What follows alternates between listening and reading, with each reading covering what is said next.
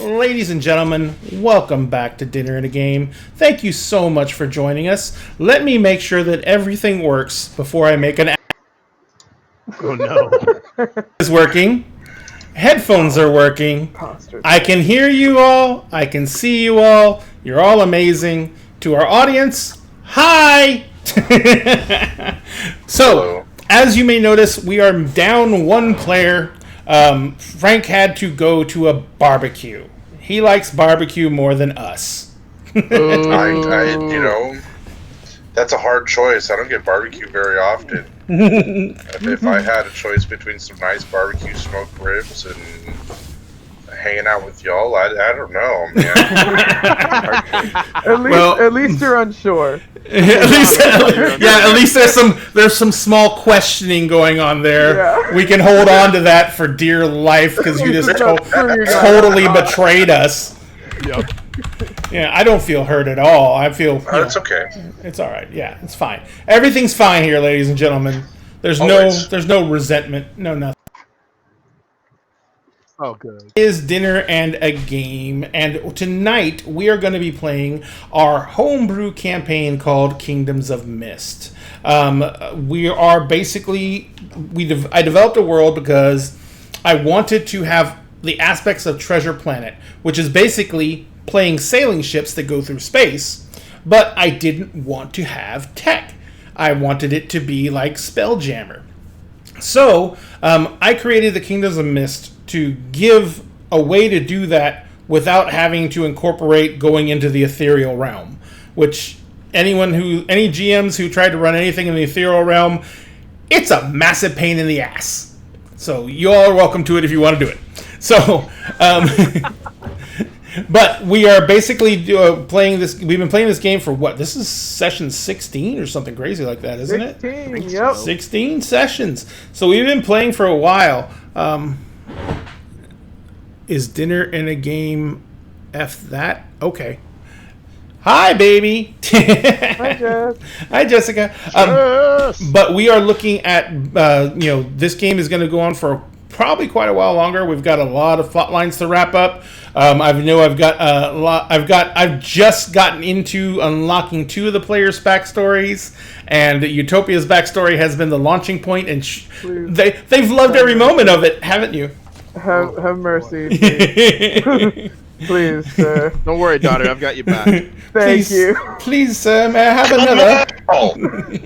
Please, sir. But speaking of the poor fools who have agreed to come on this show and allow me to torture them, I would like to introduce you all to our amazing group of players who have let me mercilessly just torture them completely. First off, since we only have one of the boys on with us tonight, RJ, would you like to tell us a little bit about your home over on Obliviously Adventurous? We adventure obliviously through all realms of shenanigans. And what's on the plate for this week? Getting punched in the dick. Oh, well. So more Tarkov?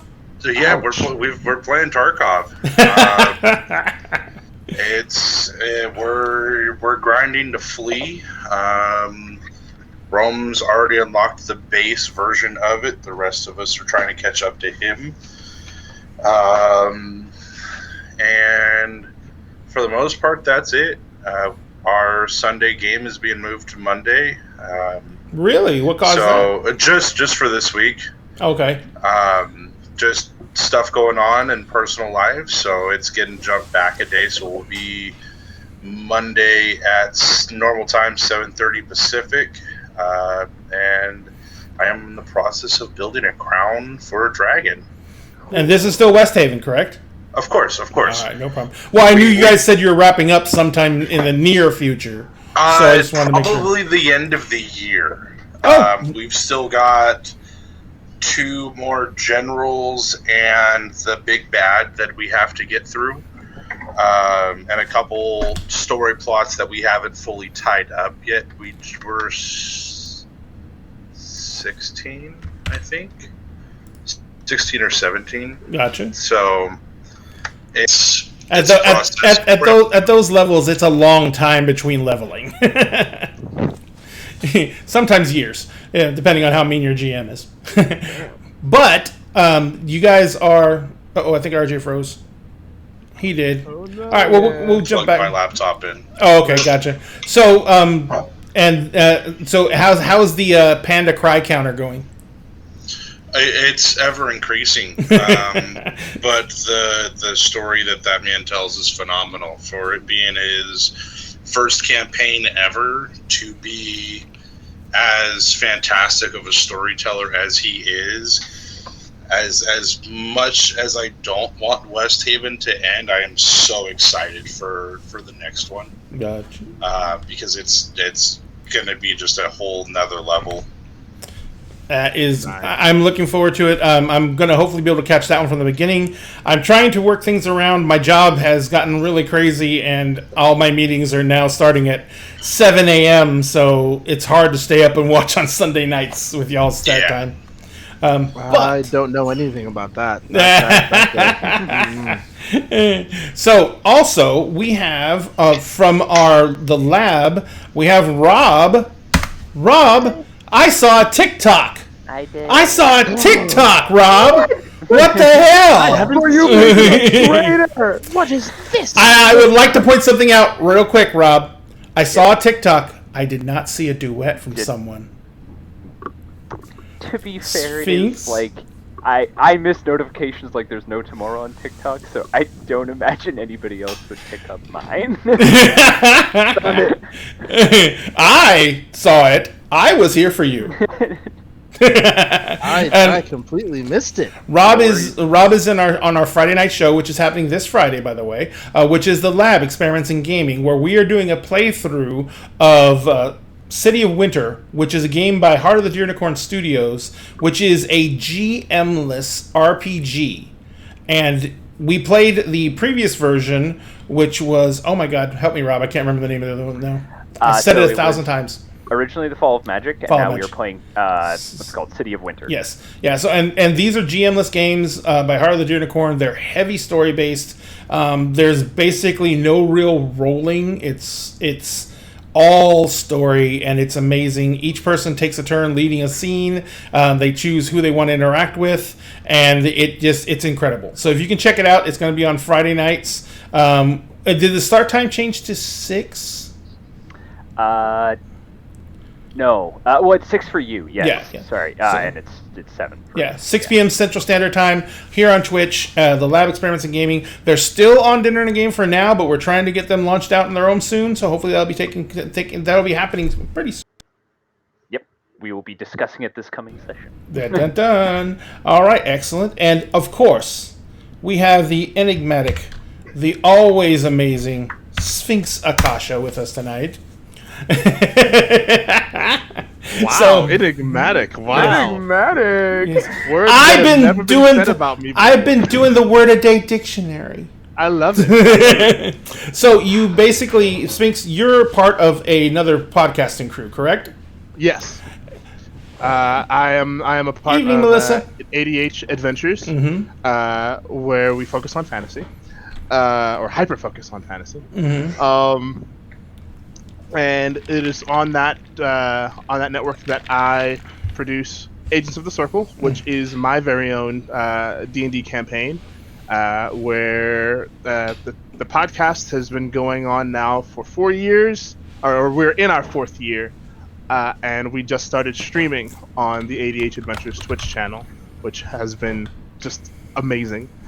I'm super proud of my crew and my players and the stories that we've been telling together, and I feel like we're about halfway through the campaign now. So the shit's about to hit the fan in some of the best and maybe some of the worst ways possible. I also play in another game on the ADH Adventures channel on Saturday. So Agents of the Circle happens every other Friday. And on Saturdays, I play in a game called Heroes Arc, where I play Raziel, an ASMR necromancer. And that's been a whole lot of fun. That's streaming on the channel. We just had Raziel and one of the other PCs embark on a romance. So, woohoo! Exactly. on the Fridays that I'm not doing Agents of the Circle, I am gaming with Alex Baum's channel, playing Initiatives and Intrigue, which is also a ton of fun, where I play Badru, a Twilight Cleric and Glamour Bard.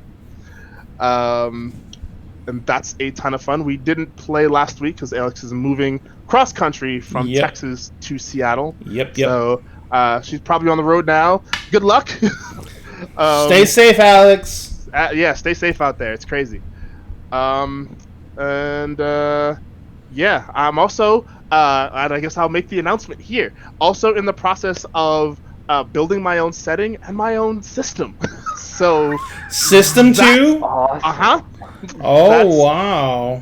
I'm working on the system, on the setting first, because I want to get that all done and out of the way, and then I can focus on the math. There you go. Okay, I'm excited. Yeah, we're gonna need some downtime on that one. I want to ask lots of questions. Oh yeah, sure. But yeah, I can be found as Circle DM on TikTok, Sphinx Akasha, just about everywhere else on the internet. Excited to play as Wallerstein, the Creation Bard, and now also Shadow Soul Sorcerer. Dun dun dun. Dun dun dun dun dun dun.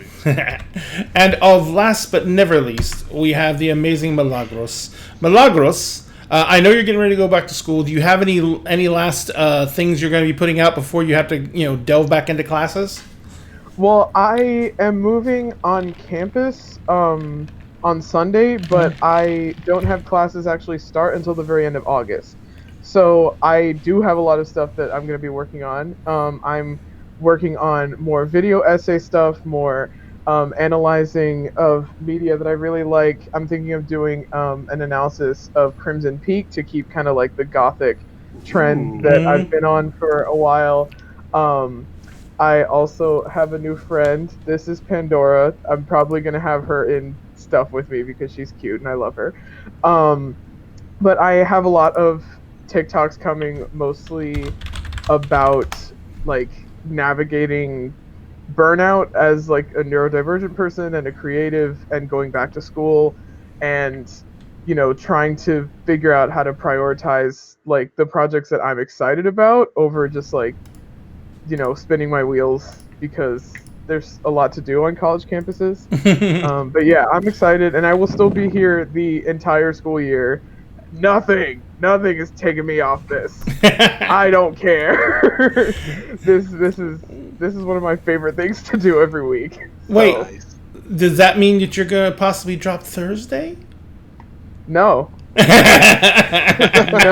I'm just checking. You're stuck with me. Milagros is also on our Thursday night show where we play a game called City of Mists, and that's going to be happening tomorrow night. And we're changing our start time to 7 p.m. We were at 8. We're going to be moving it over to 7, and we hope to see everyone there as well, especially if you like Powered by the Apocalypse games. It is an amazing, amazing game. And so, now, to get back to where we left off. When we left off, our heroes had basically been delving into some of the mysteries of the Mist Mother, finding out some very unusual finding out some very unusual clues. And they were getting ready to confront Milagros' family. A fucking Gen. That is true. A fucking Gen. But apparently, Milagros' family may or may not, probably did, go into a pact with darker forces that is affecting her entire bloodline. And Milagros just recently found out, she thought she was perfectly normal human, and she found out she is actually an Aesmere. So nothing big, nothing drastic, major, nothing life altering. Yes, yeah, just a little thing. A little blip. And then she promptly got kicked out of her house. Yeah. But it was That's okay. That happened. Can't have shit. It's okay. Val stepped up and adopted her right away. Big Dad. Gotcha, boo. And they basically were, going through this process, trying to stop agents of what is known as the Darkness, who are trying to enact a ritual for an unknown purpose. the College of Magic had sent them down to stop them, and they managed to stop the ritual, but they found some very disturbing artifacts in one of the rooms of the chasms below the city that had some very dark impressions of the Mist Mother there. A statue of the Mist Mother, all in armor, with a sword at her feet, that had engravings in it in a foreign language that was eventually identified as some form of Elvish, but it was nothing that anyone recognized. And you were told that basically it was from a race of elves that were not thought to exist in the Kingdoms of Mist. So that's when kind of everything came out also about the pact between Utopia's family and the Dark Forces was a real thing, and that if Utopia wanted to do something about it, the only thing she could really do to end the pact would be to destroy the document that it was originally composed upon. We were gonna do. And so they were going to be teleported. Not Sugash, but Sugash used his boon from the college to get them teleported directly to Utopia's home. They were going to get teleported right inside the house. But instead, they ended up on some random street, and after a battle with some devils, they discovered that they were 3 months in the future, and they were in the presence of Aeom's mentor, who had been missing for, I think, close to a year. Yes. Yeah. And so there was a lot going on. They found that there was a whole bunch of people. They had been teleported in front of what appeared to be a safe house. And there was a whole bunch of people holed up in it. And they were securing it because apparently at night, the city streets were no longer safe. And so that's kind of where we left off, I do believe. Yep. All right. So you guys are sitting there. You're out. Oops, wrong button. Switch. So you're sitting there, and you're in front of. You're inside the building. You had spent some time talking with your mentor, Aeom. Not very much, but you spent a few moments talking to your mentor. You hadn't even found out how she got here yet. Yeah. And she was basically she kind of told you that it was a long story, and that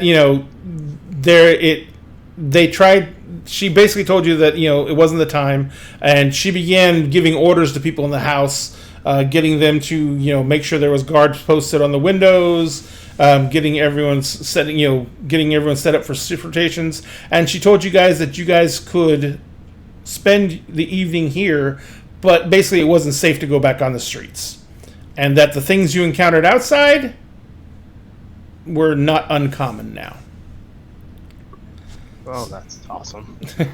Love to hear it. So what are you guys going to do at this time? There is a lot of people inside this building.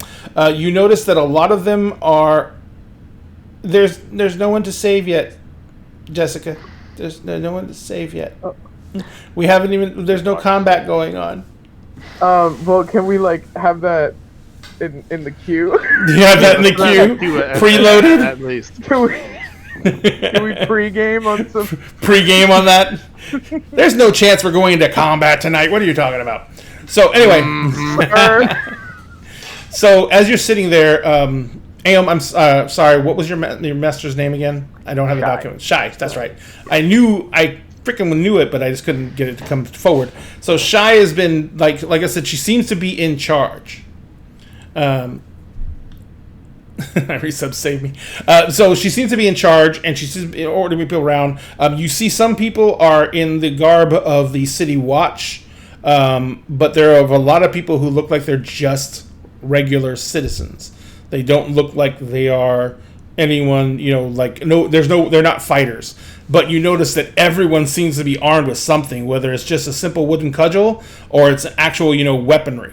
Everyone seems to be armed. Even the people who are laying down to sleep, like when they lay down, they lay their weapon down beside them and they try and go to sleep like that. This place is just tense. So, and your Shy kind of looks over at you, Aom, and the rest of you, and she says, "Just find a spot." Is there anything else we can do to help? I'm not particularly tired right now. She's like, she kind of looks around. She's like, you can take some. Everyone else here is exhausted. She says, if you want to relieve some of the people on watch, go right ahead. Just let them know that I said you're relieving them on watch. And there's someone posted at every single window and every single way that can be accessed into here.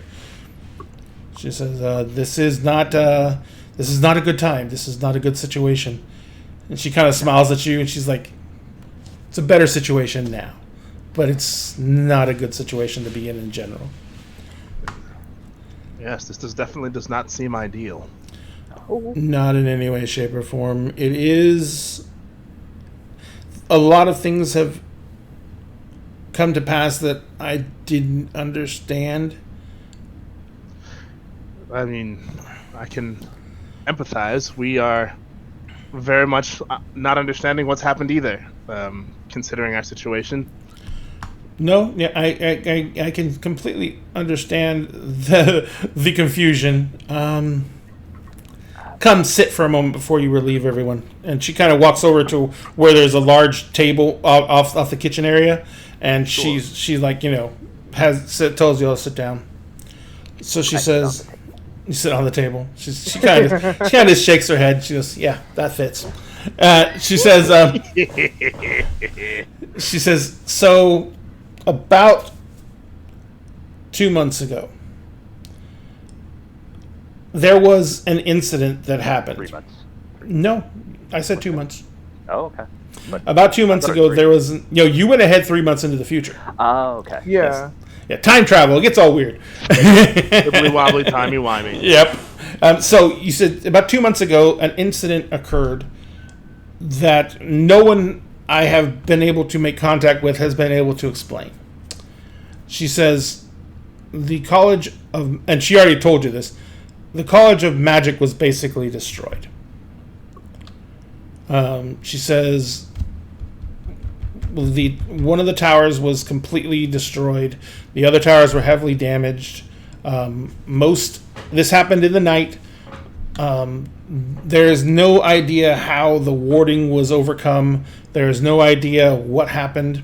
There are some theories from those of the arcane circles that we have been able to find in the city. She says, but when this happened, the walls of the city became the prison of the city. No one can leave via the gates. No one can leave the city itself. And there have been things happening within the city that so far haven't made a lot of sense. There have been attacks, but they seem to be randomized and just to cause fear and terror. She says, and there have been clashes in the streets between some of the things that are manifesting. Like, they don't fight us, they don't attack the citizens, they attack each other. So, Is there anything to differentiate them, like the two groups that will fight? because we have very little experience with this, and especially from our order, she says, what we have been able to learn from a few clerics is that these creatures, a vast majority of them, come from different realms, which would be outside of the Kingdoms of Mist. There's devils and demons. There's creatures from the plane of shadow. There's creatures from the Feywilds. And most of the time, they do not work in unison. But there seems to be some kind of alliances there. The devils and the demons are automatically attack each other when they encounter each other. She says, the creatures of the Feywild, some of them attack us, some of them ignore us, but they're the least hostile. She says, the creatures from the realm of shadow and the devils seem to have some form of alliance.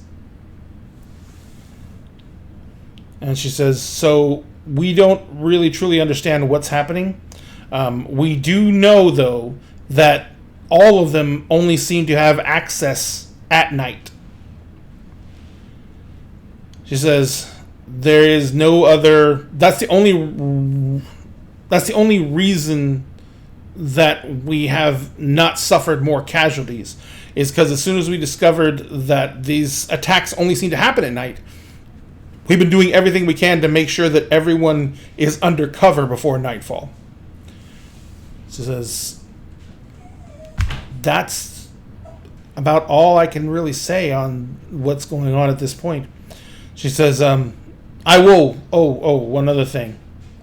Are any of you arcane casters? I raise my hand. Yes. Ish. There seems to be a very strong need for them to kill you.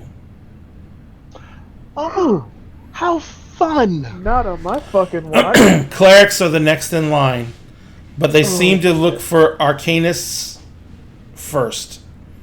And it doesn't seem to be a threat situation. They are hunting them down. I turn to everyone. Great! I'm a sporting event now.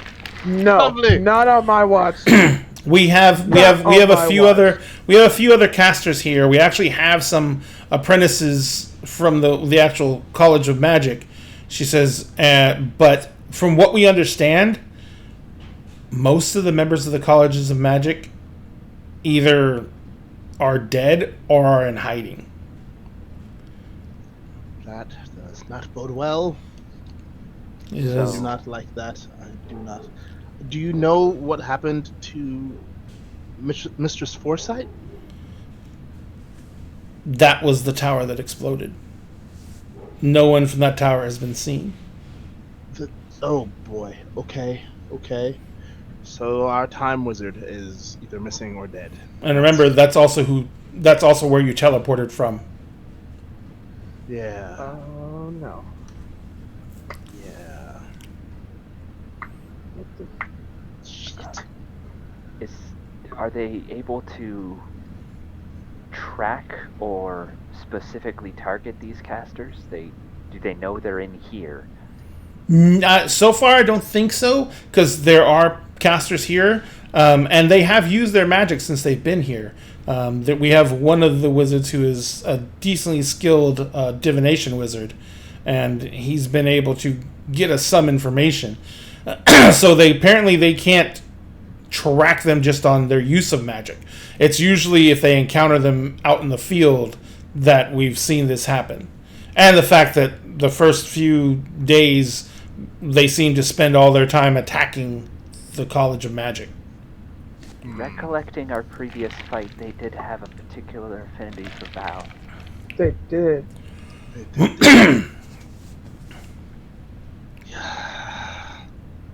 I turn my thoughts inward to my quarry. I don't like this. I don't like this at all. It says if they are creatures from the other planes, then there's only two different types of magics that can really affect them and their ability to stay here.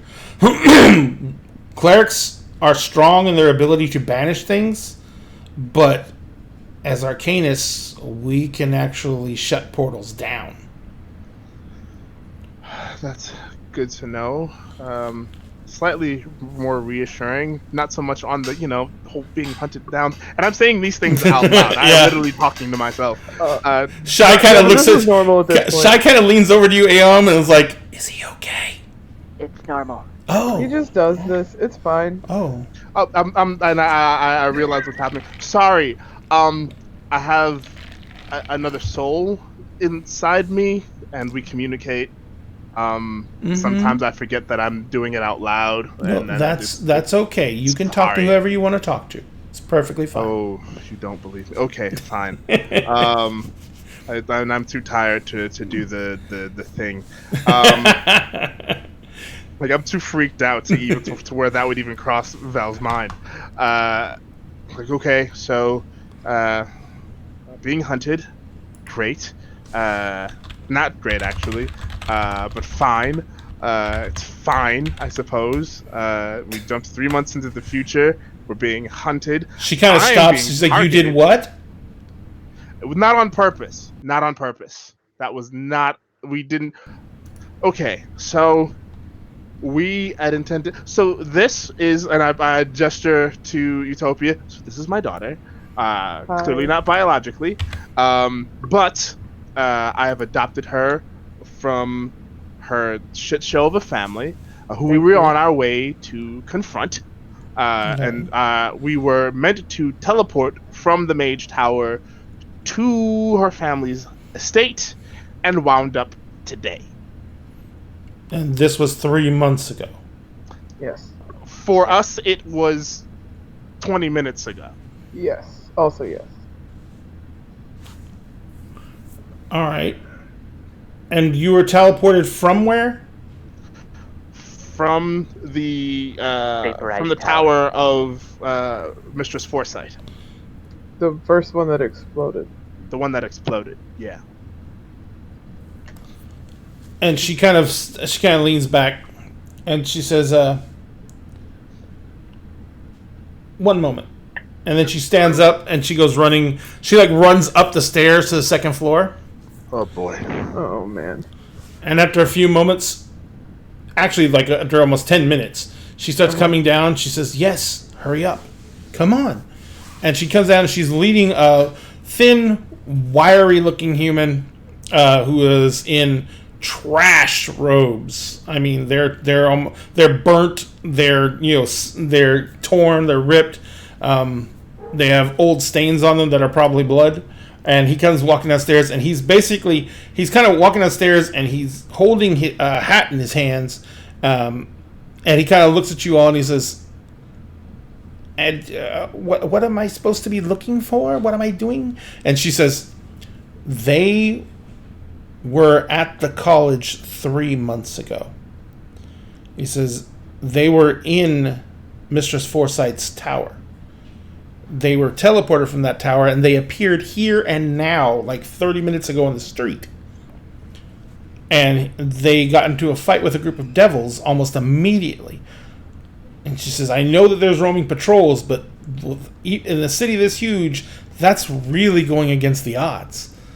That they would have been encountered something that." What's the chances that something was waiting for them?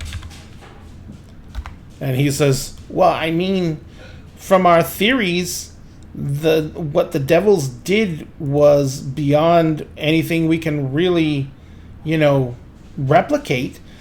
We don't even understand exactly how they did what they did.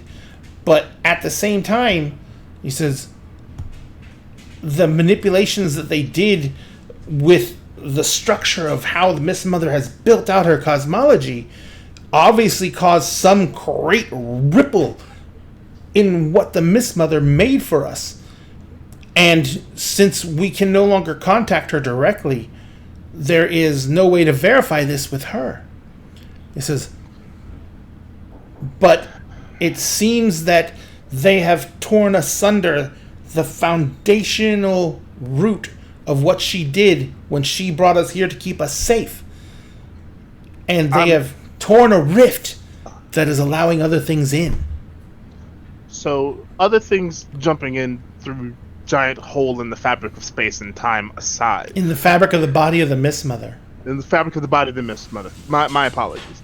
You've lost contact with her? Yeah.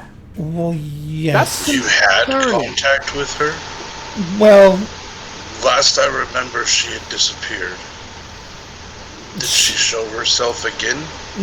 Well, no. she did to us, but that was ages ago, apparently. Oh, ages ago for them, Yeah. days ago for us. Like 3 months and 4 days. Oh my God. It's the whole Honestly. time. Like, my head is hurting now because of all of the time things that I'm having to keep up. Sorry. The contact with her has been lost. That's bad. Well, that's obviously bad, but the big thing is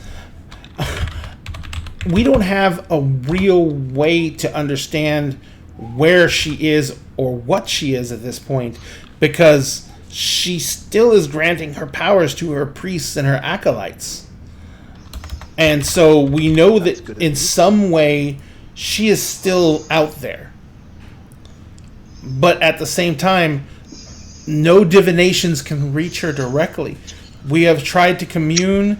We have tried everything we can think of to gain her attention. And it's like it hits a wall. So something is blocking communication. Perhaps. Perhaps. We've also seen some very disturbing, I don't know, graffiti coming up on buildings. It's like a depiction of the Mist Mother, but instead of her in her Evil. aura and, well, yes, she's Holding depicted a in sword. dark. Yes, and she's wearing armor. Val, do the thing. Val, do the thing. The thing, Val, the thing. I raise an eyebrow at Grandpa, and then it's like, yeah, okay. And then I cast minor illusion. You mean like this? And he kind of, and this is the illusion you created of the statue you found of the dark version of the Mist Mother. So you finally you bring up the illusion, and he kind of stares at it, and he's like, "This is actually much better." She's like, he says, "What is this? Where did you find this?" He's like, "What's on that plaque?" Some Can you read variation it? of Elvish. We haven't been able to find anyone to translate it. But we but found someone found it. willing to try, but apparently he blew up. Hopefully not. Hopefully he's Right. just missing and not dead, but the odds of that are fairly slim, I think.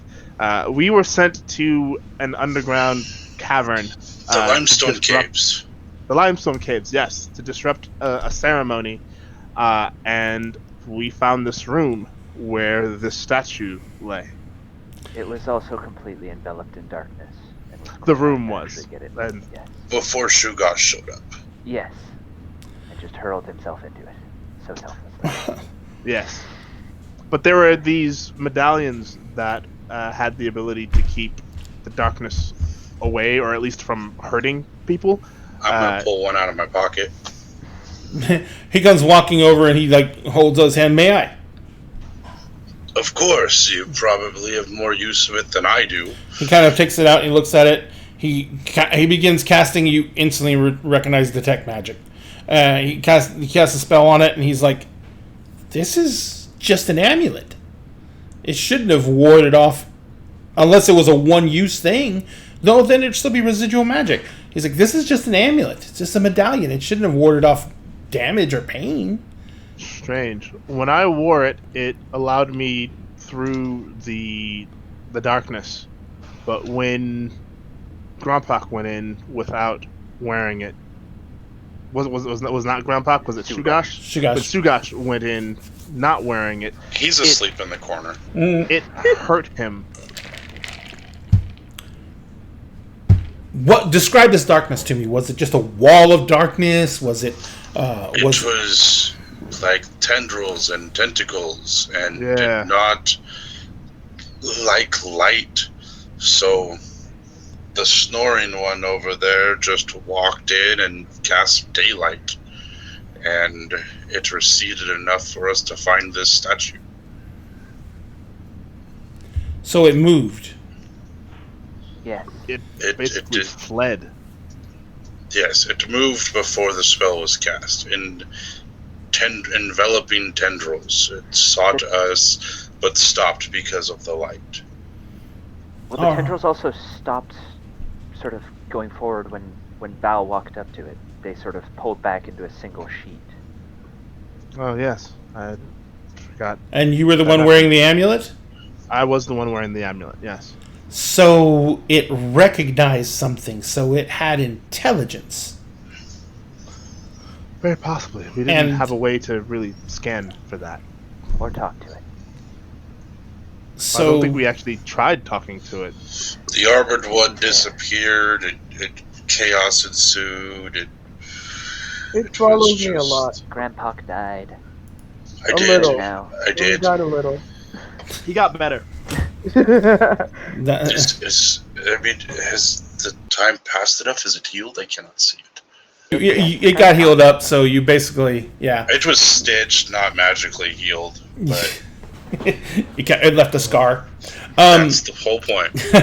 So the young gentleman sitting in front of you is like, he says, I wish by the Mist Mother's light that the elders in the colleges were not so secretive with their knowledge. Do you think they might have known something about this?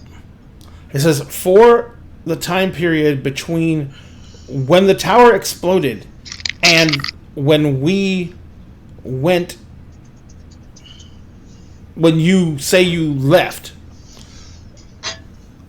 the elders were meeting almost daily from all three towers. And they had brought in a lot of the senior members of the students, especially those whose magics focused around chronomancy and divination. They were pooling up their resources for something. I wonder if it was to find us. That was my thought as well. It was working up to some great magics that they were attempting to achieve. He says, but we were the junior students were not privy to it, and were told that it was beyond our abilities to aid, and we were told to continue with our studies and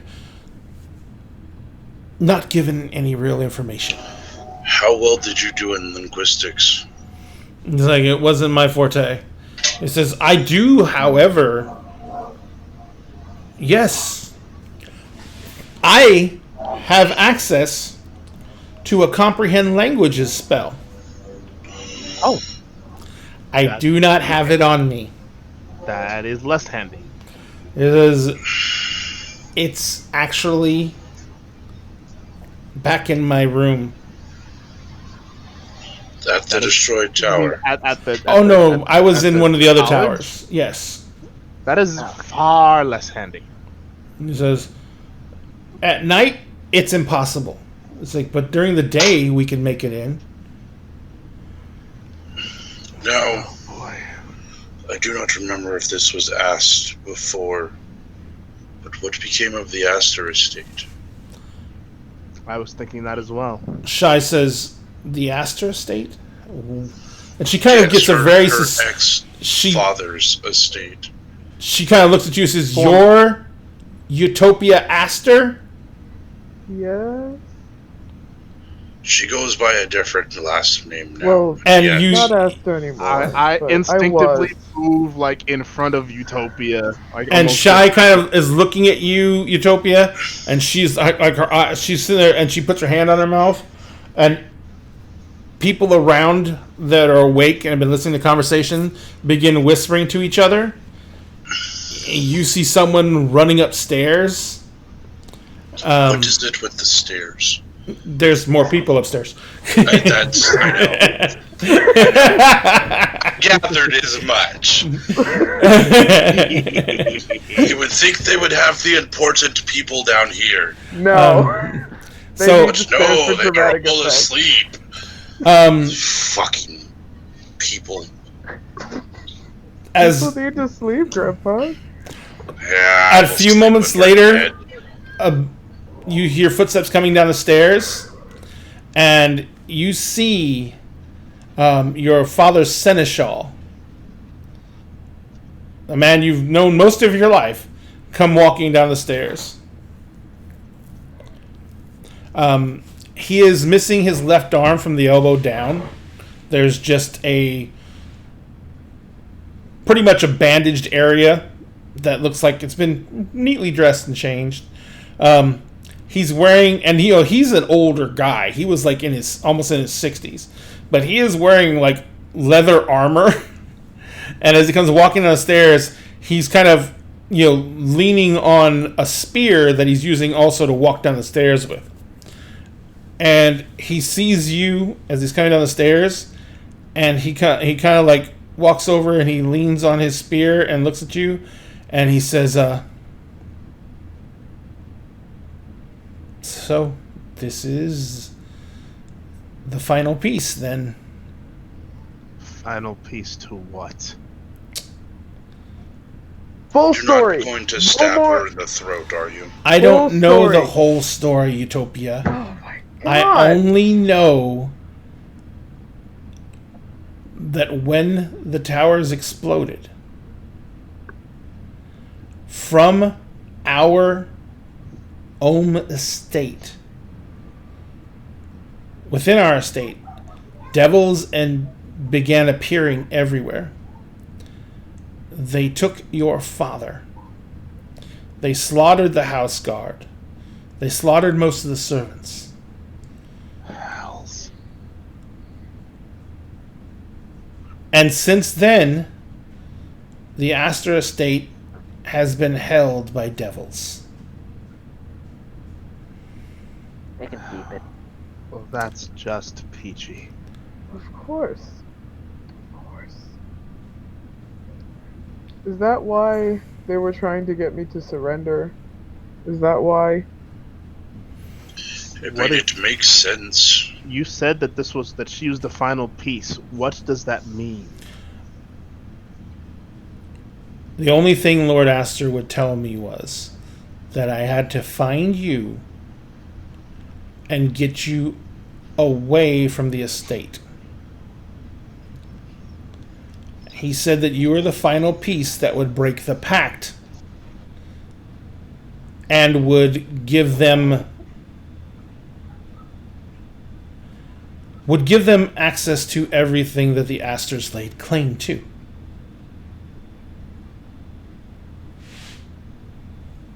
Shit.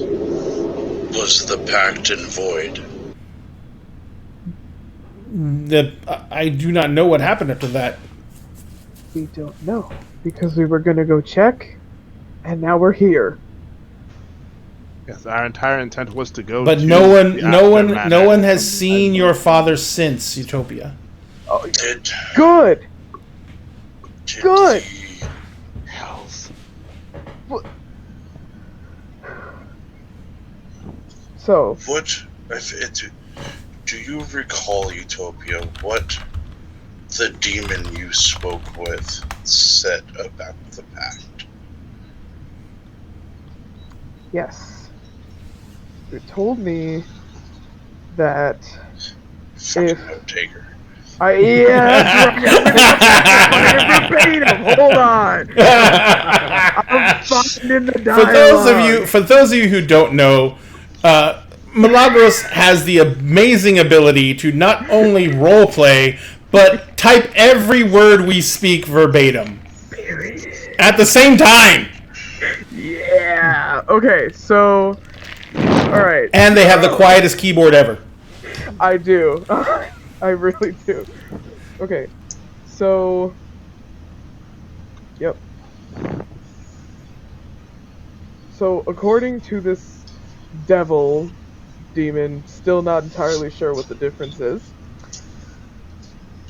that the pact that my family made was forged in blood. It has been passed down. It is in my blood, and it is how it was able to track me. I don't know. It said that it could smell me. Hate that. But it said that they want the contract to be violated. That if I wanted to end it, I could take the family heirlooms that I carry with me, that I wear, and destroy them.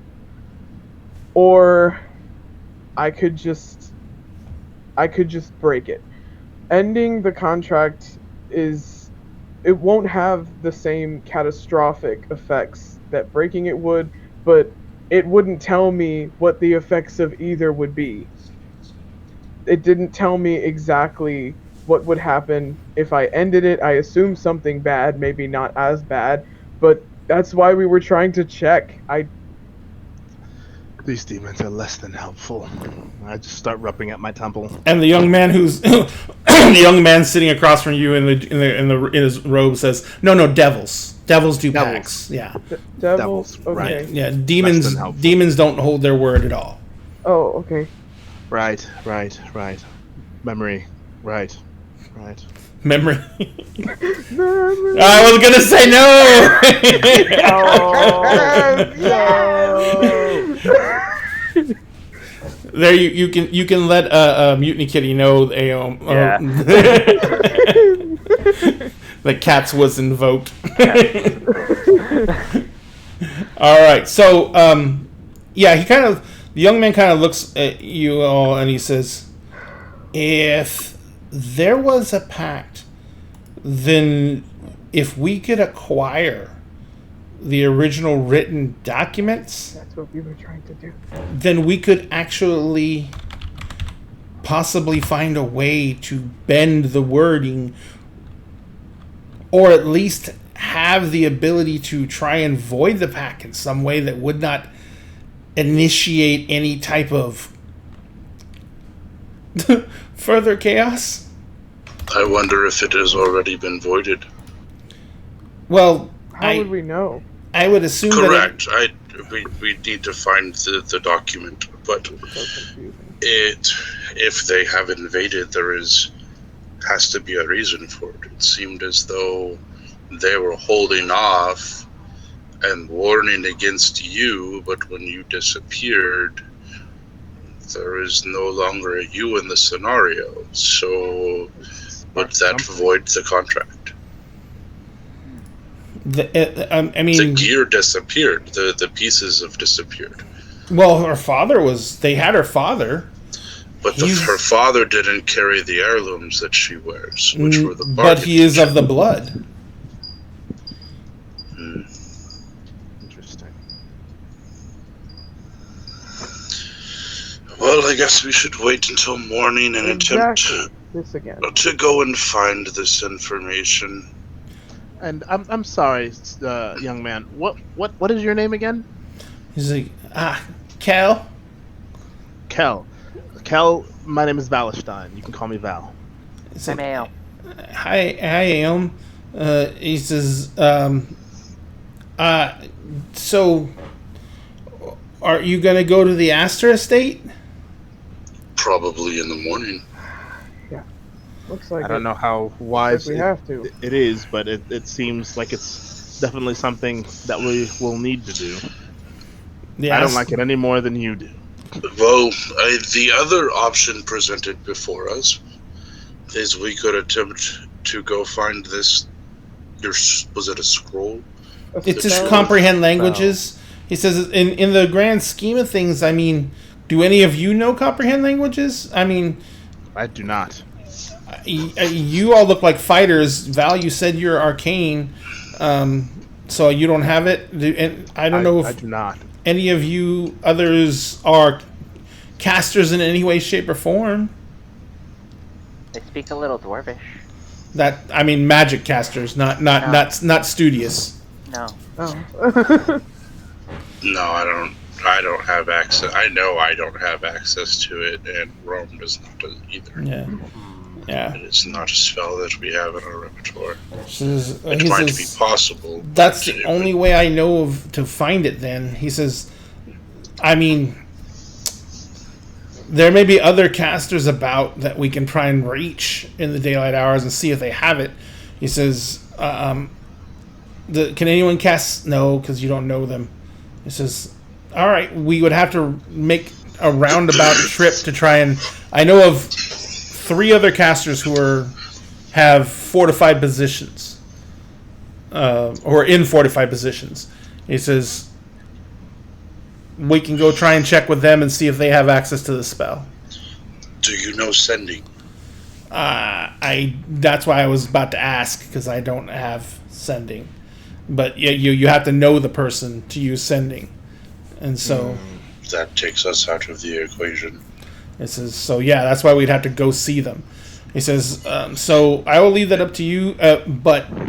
And at this, Shy kind of looks around. She says, if it has to do with the Astor Manor in some way, we always wondered why the Astor Manor is kind of ground zero for this whole situation. Because her family make pacts with devils.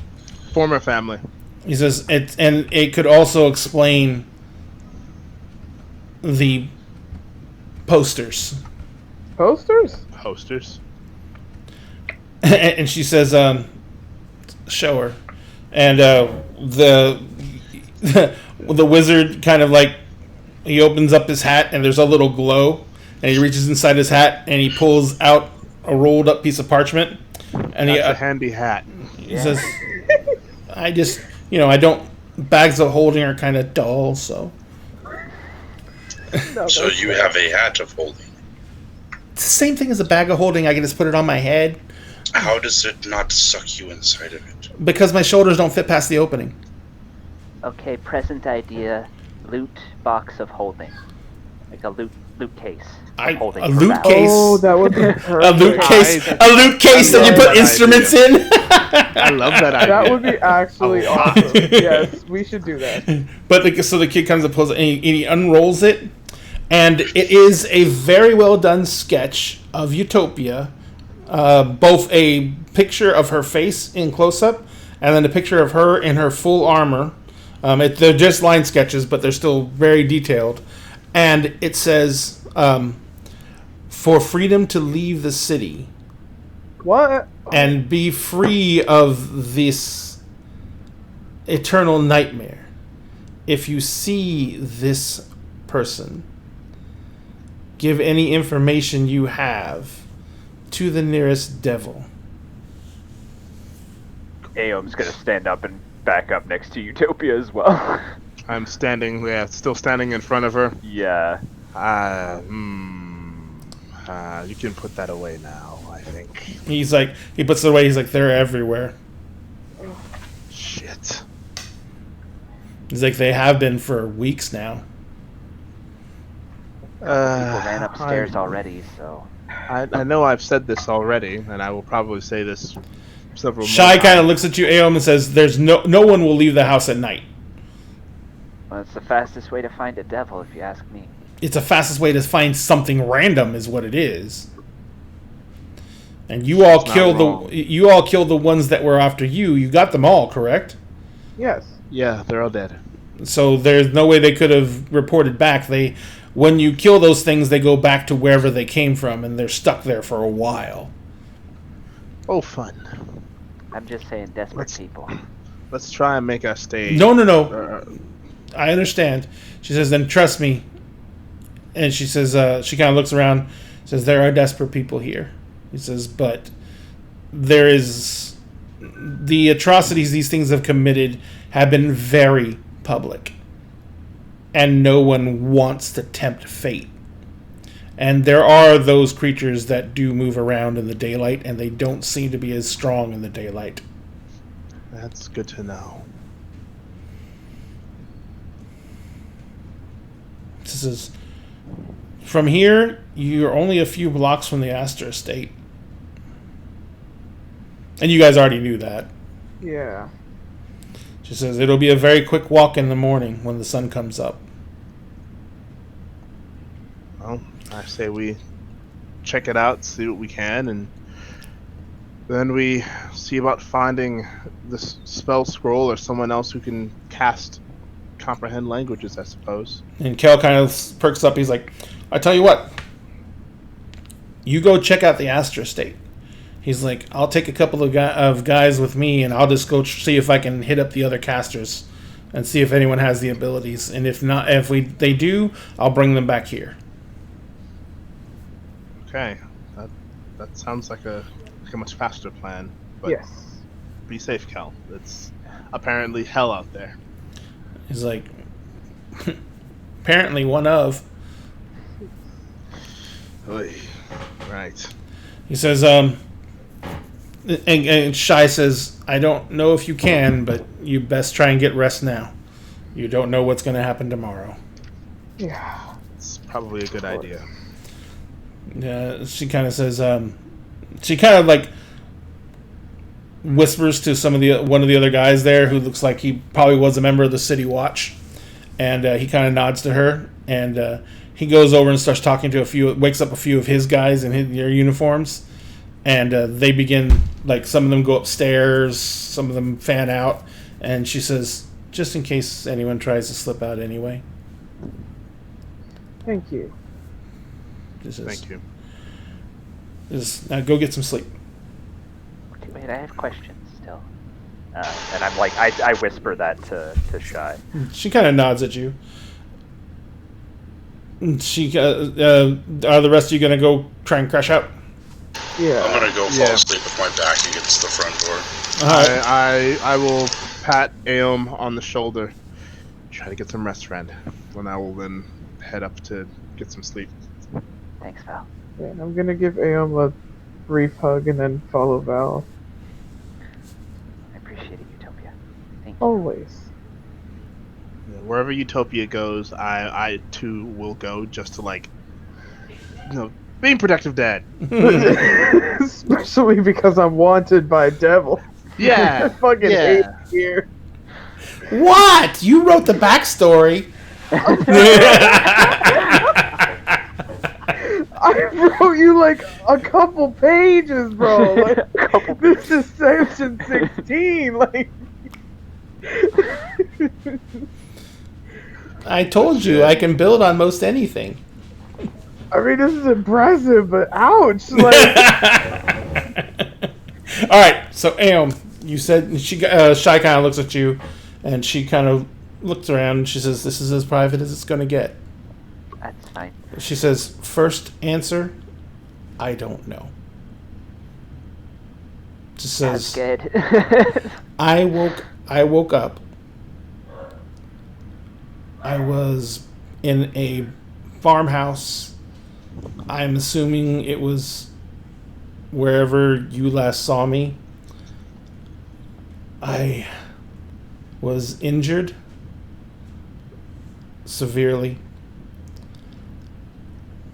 This had happened. She says, the couple there took care of me, got me back to health. As soon as I could, I started off. I tried to track you down, but things just kept on getting in the way. Wow. She says, first there was bandits, then there was...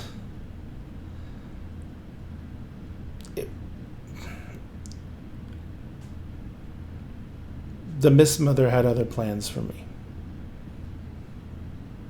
I know how that feels. She's, how best to put this? We were chosen by the Mist Mother, not long after I lost contact with you.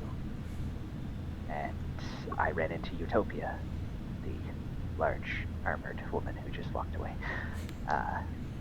A fantastic friend. She actually pulled me out when you left, and it's been an experience. We traveled for a little while, ended up in a tavern, and we're told by the Mist Mother to wait for more people shrouded in mist. Yep, that fits. That fits what? The Mist Mother, before she disappeared, was getting more cryptic in her answers to prayers. I was staying at a chapter house here on Elatris after I arrived here. And basically my journeys continued to drive me in this direction, so I stopped fighting it. She says, when I got to Elatris, I was staying in one of the chapter houses in another city up in the mountains. And she said, the priests there were saying that their divinations were becoming more and more confusing. Almost like the Mist Mother was not able to relate things as directly as she used to. That some of the answers they got were... I could tell they were trying to be respectful, but from the way they talked about it, it seemed like they were trying to say that they were misleading. And they said that the Mist Mother, her responses were getting shorter, more curt. And it wasn't long after that they reported that she was not responding directly. She was responding with impressions, feelings, visions that made no sense. The priests were looking at any way they could find to try and figure out what had gone wrong, how the Mist Mother had been wronged, how the Mist Mother could abandon them. Because this is what they felt. And they were trying to appease her in some way. And as far as I know, nothing they did worked. Now, I've heard from other priests of other gods that is much the same as they receive their impressions from their gods. Because the Mist Mother limits the access to creatures who are not of her making. But since they are gods, she cannot cut them off from their followers. Well, I guess we all just have to have a little faith. And she says, I think for some of us, a little faith is all we have left. Aeom frowns, but doesn't push that subject.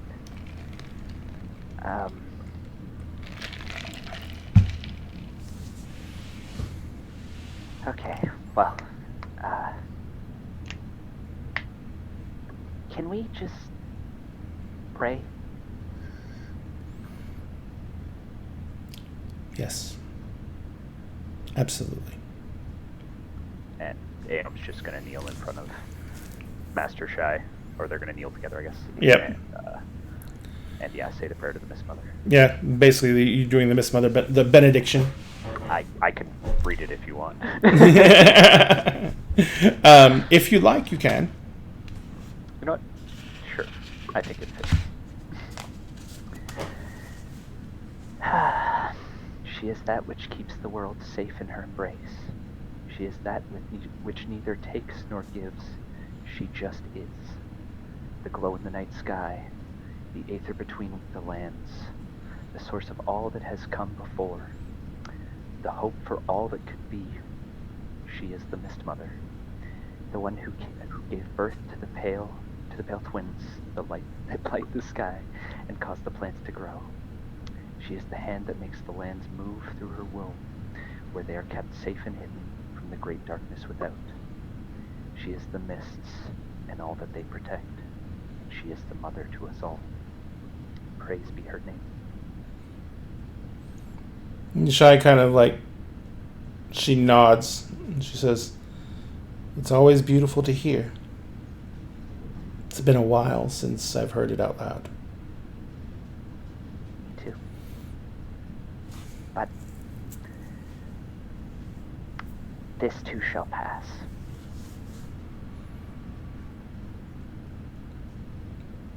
And I'm gonna walk up the stairs. Alright. So, you guys spend an evening trying to get what rest you can.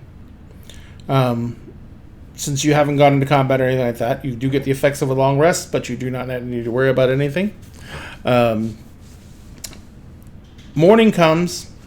A lot of people stir, waking up. There's a lot of noise around you. You quickly discover that this house is absolutely packed. In the darkness before, you managed to find open spots on the floor, but it was literally squeezing in between people. Hey, D&D Winterwolf, welcome to the show. Hi. And so it was literally squeezing Hello. in between people on the floorboards, just trying to find space. In the morning, everyone gets up. People quickly, pick up their things, gather their belongings. A lot of people leave the house and start making off in different directions. You can see that Shy is looking like she probably hasn't slept. But as you guys are woken up, she kind of looked at you and says, everyone's going to go off and try and forage for the day and see what they can find. We're eking by now on what we can loot out of empty houses and empty businesses. She says there's been nothing can get in or out, so food is becoming an issue. Thank you very much for the bit. Aww. So food is becoming an issue, and there are I would say there's factions forming. Oh no. And That doesn't sound good. Oh my god. she says some of the stronger survivors are grouping together and beginning to hoard resources. She says, so everyone tries to do their best to bring something back to the house. She says, we have been talking about trying to move to one of the larger manor houses or one of the walled estates, and seeing if we can fortify it, because we do have a lot of people who stay here, and they do bring a lot of foods and other items back, and we are starting to feel vulnerable just being out here in a house. The only reason we chose this building is because it's stone. Maybe we'll get you an estate. She says, I mean, my dad's not there to kick me out anymore, so. She says, if the Astra estate can be cleansed, then it would definitely be something that we would be thankful for. Then a cleansing we shall go. But remember, the Astra estate is a center of the activity for the Devils.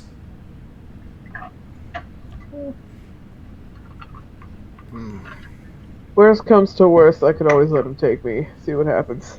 That is not an option, young lady. She says, Sorry. no matter what, be careful. You see Kel, he's coming downstairs, he's kind of rubbing his eyes, and he says, he kind of walks up to Shy, and he says, I'm going to take Micah and Bran. He says, we're just going to make a run around. She says, we should be back well before dark. And she kind of like, grabs his chin and looks at him and is like, you know that you're one of only two that I have. And without you, I can't see anything. And he kind of says, I'll make it back. And she says, she looks at him and she says, did you see that? And he says, no, but I haven't really had time to look. It is serious, Winterwolf. And he says, so he goes. She kind of like shakes her head and she says, "Get going." And he grabs two of the guys who look like they're in city guard uniforms, and he says, and they nod and they jump up and they follow him out the door. You guys, like I said, the Astra estate is only a few blocks away, so it's going to take you maybe 10 minutes to get there. Okay. Alright. Shall we dance then? Always. Grab a partner. Just make sure you stay close. Indeed. So you begin moving through the streets of Ayla. The first thing you notice is that the streets are pretty deserted. Also, there's signs of fighting like everywhere in the streets. There's blast marks on the sides of buildings. There's like every about third or fourth building is usually destroyed in some way. Looks like it's burned down. Some of them look like they've blown up because there's rubble all across the street in front of where the building was. Oh, damn. And there's all kinds of moving around.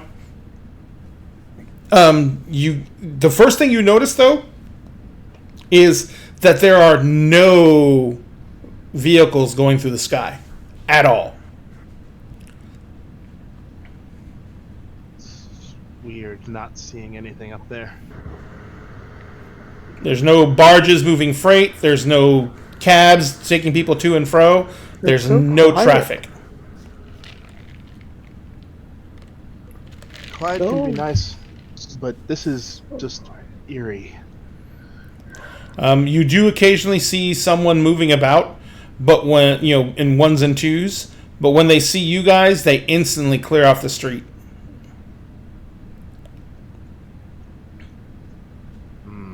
Utopia, dear, do you have something with a hood? I A cloak or something? Usually travel cloaks come with hoods, so I can put it over my helmet, but I think the armor might give me away. Fair enough. I have a blanket. Oh, thank you. and of course, there's the big house seal on your shield Yeah, too. there's also the hammer. Yeah. The hammer's not as obvious as the shield. Oh, true. Kind of plastered. With There was a signs that I'm me, unfortunately. So it takes about 15 minutes to make it to the corner that you recognize as being the street that the entrances to House Astor are on. And remember, this is a estate that takes up roughly about a half a block. It is a walled courtyard, and inside the walled courtyard, at the back wall, which butts up in another street, is the actual estate. The estate does not have any windows that overlook the street level. It's just a solid wall over the street level. But the interior walls do have windows that look out into the estate itself.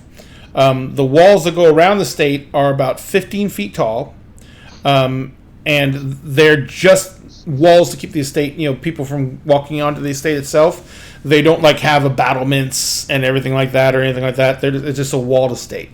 Now, at the back of the estate is the Astor Manse, with the landing area and the strip for where the air cars drive in, and for where carriages and everything like that can come in as well. To the right of the manse, on the right wall, which would be the north wall of the estate, the far wall is the west wall. The north wall of the estate is where the stables are. The south wall of the estate is where the servants' quarters are. And then on either side of the estate, by the front walls, are the two, basically, the houses for the guard, and the armament / armory room for the guard as well. And then in the middle of the estate, it's, there's a garden, work grounds, everything like that. It's designed to be very picturesque. The main gates come in from the northeast corner of the estate. That's where the main gates come in for the actual carriages coming in and deliveries. The Sally Gate is on the kind of down near the southeast corner, and then of course flying vehicles, when they get permission, are allowed to just fly directly and land in front of the estate. Anyone else has to land outside the Sally Port and request entrance. So do we just knock on the front door? So, but as you're looking at the estate, there doesn't seem to be any movement. There's no one on the streets around this place. As we approach, I'm going to cast Detect Evil and Good. And what's the range of that? 30-foot sphere centered on me. And duration is 1 hour? 10 minutes. 10 minutes. Okay. And how close are you going to be when you cast that? Like within a block? Like you can see the estate type thing? Basically, as we're walking up to the estate. Gotcha. And basically, as I hit that 30-foot range, I'll cast it. Got it. All right, so you're going to cast that when you get within 30 feet of the wall. What are the rest of you doing? I'm casting Detect Magic. Same basic principle, right? Yep. Okay. Same range? same range All right, for 10 minutes. no problem. I'm staring intently at the house. I can. I swear to God. Hold on. What are you swearing to God about? I'm trying to. I can detect stuff, right? Yours is more of an instant effect, Oh. and it goes off, and then you get to see stuff around you instantaneously. The thing yours does is it doesn't require a line of sight. Ooh. I just get. It's a vibe check. Yep, you just know You gotta check something, in the vibe. and I think your range is much bigger than 30 feet. But Ooh. it just tells you that something's around you. It doesn't tell you, and it has to fit in a certain category, like Fey, Fiend, or there's a couple of others. Undead, I think, is one. Yeah, I Yeah. think Undead is one. Of Fey, Fiend, and Undead, I think, are the ones you get. So you'll be able to know whether those creatures are within that range. But I don't think you get direction or anything like that. Okay, can I vibe check the house? You gonna do it when you get up near the wall? Yeah. All right, 1 second. Let me do one thing real quick. I want to make sure I have the exact specifications for that. Almighty So you Queen sent it to Esther. me. Yeah. Definitely. Well, yeah. Aeon pops. You pop for yourself. Let me see. Limited uses. Channel Divinity. It's not your Channel Divinity. Divine Sense. That's what it is. As an action, you can detect good and evil until the end of your next turn. So it's like an instant pop. It's 6 seconds. You can sense anything affected by the Hollow spell, which is any holy ground or unholy ground, or know the location of a celestial, fiend, or undead within 60 feet. That is not behind. Oh no, cover affects it. It cannot be behind total cover. So basically, it wouldn't do to do it outside the walls because it won't affect anything inside the walls. Oh, okay. So, but like, what would I need to do to like have that apply? You would have to say you're When I doing want it, it and to. you have to Okay. mark off one of the boxes. You can only do it 3 times a long rest. Okay. So Awesome. you can only do it 3 times a day, basically. All right. All right. So are you I gonna? know I can do that. Yeah. Are you gonna do it outside the wall, or are you gonna wait until you get inside? No. Okay. I'll wait till I get inside. All right. And the Astor Estate is, like I said, it's about a half a block. So it is roughly around 80 feet wide, and then it's like 200 feet long. It's just like a plot of land like that. And like the Astor Mansion is 30 and 30. It's about 50 feet wide from east to west, and it's around 100 feet long from north to south. So it takes up the grand majority of the estate. So you guys are walking up to the Astor to the Astor Estate, walking down the cobbled street. As you come walking up to the wall, when you get within 30 feet of the wall, Grandpa and Val, you both cast your spells. Mm-hmm. Grandpa, you don't get any. There's nothing. There's no fiends. There's no undead. Nothing like that. I get Aberration, Celestial, and Elemental to mine as well. You get those added to? It's Aberration, Celestial, Elemental, Fey, Fiend, or Undead for my Detect Good or Evil spell. Yeah, and that's within 30 feet. So there's nothing. So that basically you can tell there's nothing like that on the other side of this wall, within 30 feet of the wall. Okay. And Val, Yeah. for your Detect Magic, there is some major divination, transmutation, abjuration, and conjuration magics that are in continual effect on this place. Incredibly powerful. Could you list that again, please? Divination, conjuration, transmutation, and fuck, I forgot the last one. Abjuration. Abjuration, thank you. Thank you. And basically, those are the core magics that are utilized on when creating portals, teleportation circles, etc., etc. There's some major mojo on this place. A lot of divination transmutation, abjuration, and conjuration magic. And you can tell you're barely Cast. you're barely touching like the edge of the permeation of magic. So whatever it's further inside the compound, but it's so powerful that it stretches outside of the compound. Yeah. Whatever it is, it's happening from within the manor, and it's powerful, guys. Of course. Do I notice anything looking at the house? Jules? You haven't gone inside the walls yet. Oh no, just looking at the outside. Oh, it's the walled estate of the Astor Manors. All right. Oh, you do see some things. Oh. The walls have been. Looks like they've been tagged up with very sloppy graffiti. You see these weird symbols of a robed figure with a sword out. You see these odd symbols of, like it look like caricatures of weird shaped humanoid creatures that are dancing around this robed figure. You see just these large black dots that are painted everywhere, just black circles. And Abstract art. Oh, Father would hate this. I love it.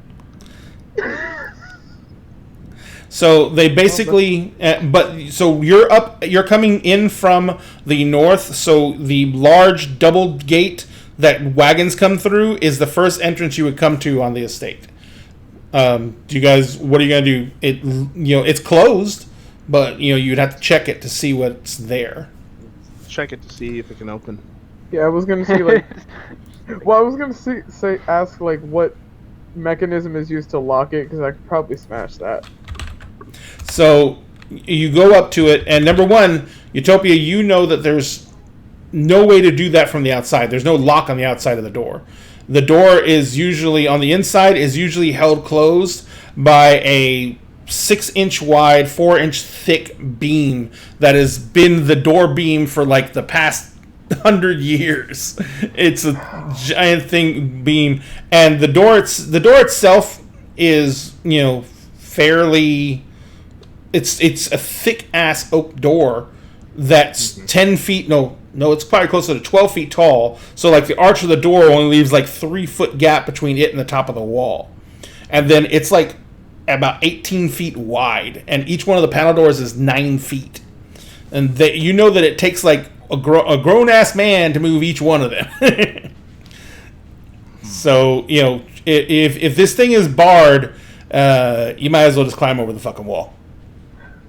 Or go down to the sally port. Is it barred?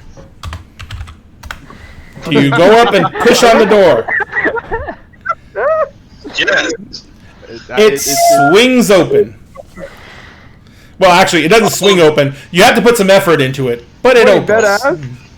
All of that conversation, it just opened. No one said they pushed on the door. Nobody tried the door first. Oh my Why god. did you Al was sit and gonna talk open the about door. and reminisce? Just we continue. This only lasts for so long before the demons can ambush us. Fair. That's okay. good point. Let's We go, So- should go. What's Thank you, hang on Grandpa. give me 5 seconds. Right before we go into the manor of the estate, we're at 8:30. I want to take a 10-minute break to give us time to go take care of any important business before we get into what might be the scary part. So, The scary part. yeah, the scary part. So it is 9:31. We'll be back at 8:31. We'll be back at 8:41. Thank you very much, ladies and gentlemen. We'll be back in 10 minutes. I fight dragons, bro. I fight dragons.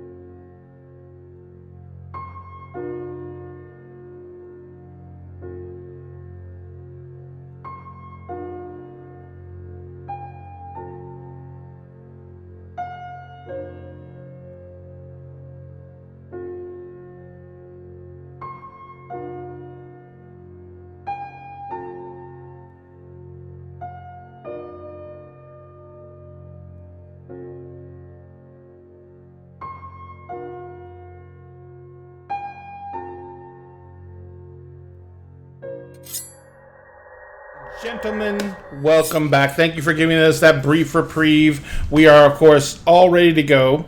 So, you guys... Yeah. Before we You get guys... asses beat. Oh, come on. Why is everyone so negative today? Negative. So, You're the one that's trying to make us all cry over here, sir. I'm not If trying to make anybody's anyone negative cry. in this bitch, it's you. why would I be making people cry? What the hell? You're killing off planets. You're making us fight devils. Yeah, you did kill a planet. It's not dead yet. Oh my I god. mean, it's got what, a month to live? More maybe. The maybe is the point, sir. That is the point that we are trying to make at this current point in time. You like making people cry. Well, yeah, that's why I That's why GM. you choose to be a DM. Yeah, because crying. If you do not live off the tears of your players, you're not doing it right. Yeah. All right, I'll give you that one. Fears, anxiety, same. so you guys, the door swings open, and you see that the cobbled drive goes around along the wall in front of the stables, and then over and in front of the main house. The main house, of course, has that gabled front landing where carts can pull up in front of, and airships can pull up under. And it basically has the huge double doors with the Astor family crest on it. The estate itself looks like it's fairly overgrown, like it hasn't really been attended. But other than that, all the buildings look intact. The stables are empty. There's no animals in the stables at all. There looks to be that there is one carcass of probably a horse that's in the stables that is rotting there. But that's the only real. In fact, it's mostly a skeleton by now. That's the only real signs that there was life here. See, you killed your pony. I killed your pony. Your pony is dead. I am a pony killer. I am a pony murderer. I have murdered That bastard, pony. you. Yes. Can't yes. even let the pony have a break. Nope, the pony is dead. But anyway, so you guys, are you going to walk along the drive and head up to the house? Utopia, you know that there's only one entrance on the ground floor. Game is paused, sir. Oh, I'm sorry, I didn't realize it was paused. There you go. There's only one entrance on the ground floor, and that is the main doors. All deliveries come in through the main doors. Everything comes in the main doors. There is an entrance to the wine cellar in the garage and the kitchen, but that is the only other entrance in and out of the building. The wine cellar does not open up anywhere above ground, but there is an aqueduct down there too, so for fresh water. You've been told that you can go through the aqueduct, and if you can hold your breath long enough, you can make it out into the actual reservoir that goes under the city. But Oh. you never tried it. No. So you guys walk down the drive and start walking, coming up towards where the double doors are. There's lanterns outside, and they look to be lit. And they look like they've been kept. There's oil in the lanterns. How do they do that during the day? Alright. I'm just gonna try the door. Fuck it. What else is there to do? All right. Go ahead and walk up and open the door. Yep.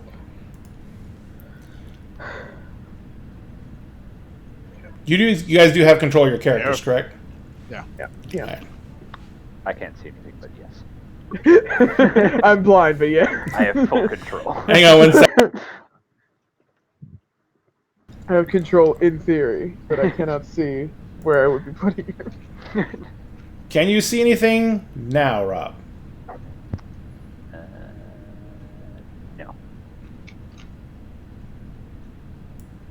Still no. Falcon or Sphinx, can you see anything? Mm-hmm. Okay. Yeah. I guess just me. It looks like we're inside already. What the Yeah, you heck? can just describe it to me, it's fine. Hang on a second. Okay. Hang on a second. So hear me out. Yes, I'm ready. There's tiles Tiles. in the shape of a house, like the floor of a Okay. house. And then there's 2 circles. Okay. They're white Columns. columns. So Okay. smart. I could not recognize what the fuck that was. Map builders. How about now? Oh, there we go.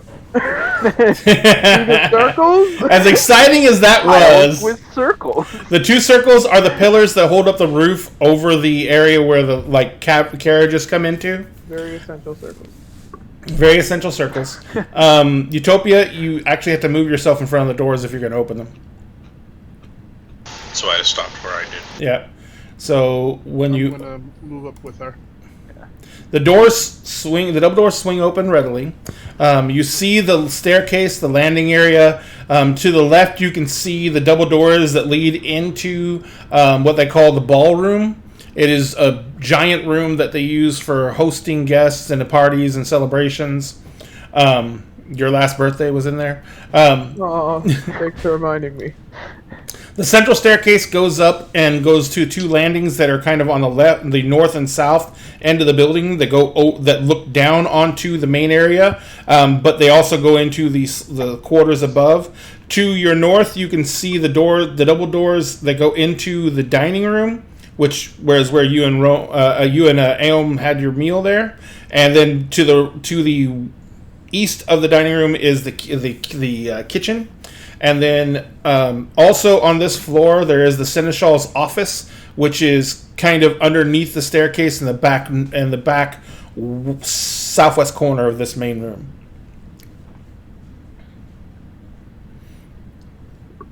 All the personal rooms are upstairs. Yeah. And the guest rooms are upstairs, with the southern wing of the building being devoted to the master suite for your father, and and the northern wing being all the guest rooms in your room, Utopia. There's basically 3 guest rooms in your room. Yeah. And we have to go to that area where the master suite is, because that's where his office is, I'm assuming? Yes, Yeah. his private office is right off of the master suite. Oh. All right, so you start walking up the stairs. What's everyone else doing? Stop right there. Oh, Don't go up the landing yet. I think me and Val and I think we're all just following. Okay, so as you come into this area, you get the very strange feeling like you're being watched. My spell is still active. Oh yes, and it doesn't require line of sight, correct? The spell can penetrate most barriers, but it's blocked by 1 foot of stone, 1 inch of common metal, or 3 feet of wood or dirt. So depending on how thick the walls are, They're not that thick. All right, hang on a then second. I would detect on the other side of the walls. So right before you come through the double doors, like as Utopia is walking up to the stairs, right as you're walking up to walk through the double doors, you get the presence of fiends ahead of you. There's 1 to your northwest, there's 1 to your southwest, and there's 2 almost dead ahead and above. And they're all within, as you walk through the doors, when you get up right behind Aeon like that, that's when you detect the last 2 dead ahead. We are not alone. Alright. There Come are on. creatures in the rooms to the left, to the right, and there are 2 on the landing above us. Alright. Do I see anything magically? There's magic? nothing in the room itself, so if there's anything... Oh, detect magic? They don't set off detect magic. Okay. They're, Nothing. that means, if the summoning spell was going off, then you would detect the spell. But Right. once a demon or devil is either summoned or manages to get into this plane, it's just a demon or devil. It doesn't pop magic. Cool. House cleansing. Alright, Dad's not here anymore, which means he can't tell me what to do, which means I'm home now. Come on. And what does that mean to you, Utopia? Where are we going? Well, there's 2 right ahead, right? There's 2 on the landing above. There's 2 to the north. Where? No, There's 1 to the south. 1 to the north and 1 to the south. I apologize. Okay, so it's 1 in each of the rooms and then 2 on the landing up top. Correct. Yes. Yep, I go right up to the landing. Let's go. I'm going. All right. Fuck out of my house. Let's go ahead and do this. Let's roll. Okay. Okay. Shoo-ba-doo-ba-doo-doo.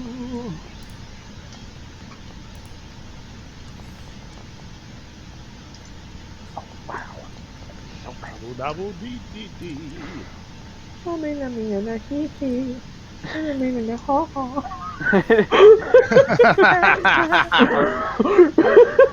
By the way, Val, you left. Oh, where's Inari at? She was on the wall. In the wall. Hang on. I don't see her. Oh, there she is. Cool. Bring her right up in there. Playing Fetchinari. Do you not have control over her? Yeah. You do? Okay, good. Just wanted to make sure. All right, so we will go on initiative. What are you doing? Can I see the fiends in front of me? As you come up the landing, you recognize 2 creatures that are sitting on the landing ahead of you. As you're coming up, they see you coming up. They spread their wings, and they basically look like they're getting ready to launch into the air. Okay. I will. I'll close my eyes, take a deep breath, and as I open my eyes have gone jet black. There are like black veins kind of along where my eye sockets are, and I will put my thumbs together, reach out, get back, and I will cast Burning Hands at the fiend in front of me. The one directly in front of you to your right. Yup. Rose said yes. Yes.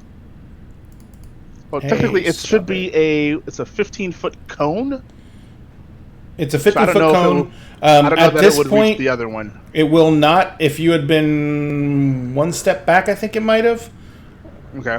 I'm gonna stay where I am because I'm intent on being next to Utopia. Gotcha. Hang on 1 second. If you cast the spell in Foundry, it gives you a template. But it does not have my sorcerer levels. Because it didn't update correctly. Yup. It's not letting me bring up their character sheets. Damn it. Oh, guess we won. We win. No, I'll just have to run it. I'll just have to run it off of D&D Beyond. That means I'm gonna be switching back and forth, and that's a pain in the butt. All right, that's okay. I will do it that way because I have them saved. That way. All right. So it's a dex saving throw, correct? Yep. Dex save DC 14. All righty. Hang on 1 second. Don't you hate it when your center scroll wheel locks? Yes, I do. It's a pain in the ass. Everything starts going up and down, up and down, up and down. And this is a spell save. Yep. I'm looking for one thing real fast. Yes. All right. And I'm casting it at 2nd level. I should mention that. And what is the spell save DC? 14. 14. It passes, so it takes half. Half the damage. Mm-hmm. Roll the damage.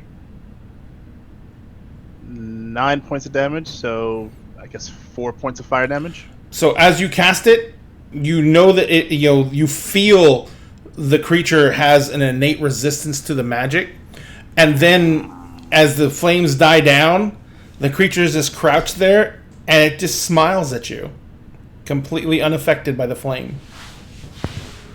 Well, that's bully for you, you bitch. Your mama's a bitch. Your daddy's a bitch. That is a bitch. I guess we're doing the other shit then. I guess I'm Makes bullying you to bitch, death. Junior. All right. So Inari's gonna stay back. I take it. Yeah, and I stand back. Yeah, and I- I'm gonna pull out my rapier just in case. All right, so Nari's on the same initiative you are, so. Yeah. She's hanging back with Grandpa. Got it.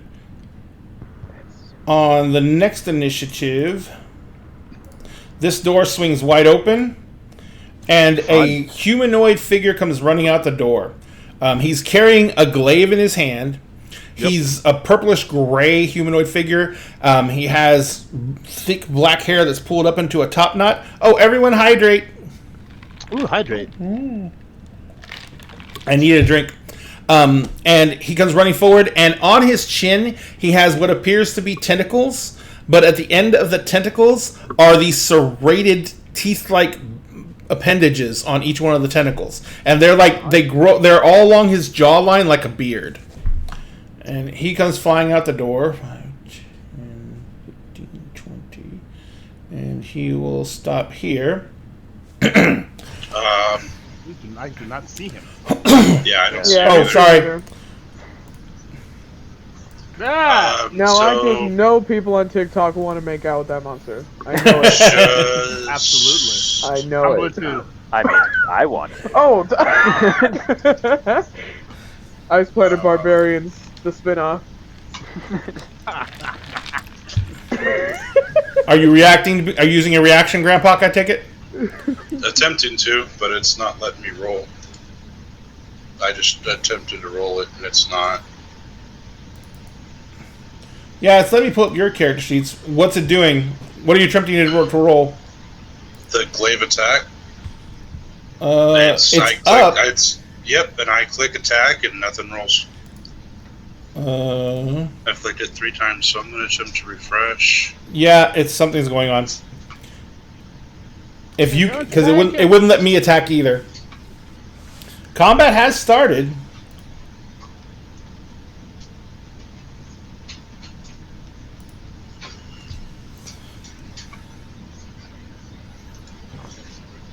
Says you're back connected again. Yep. Shows you haven't targeted. Nothing. Attack. Hooray! Smack him. Okay. Smack my ass like a drum.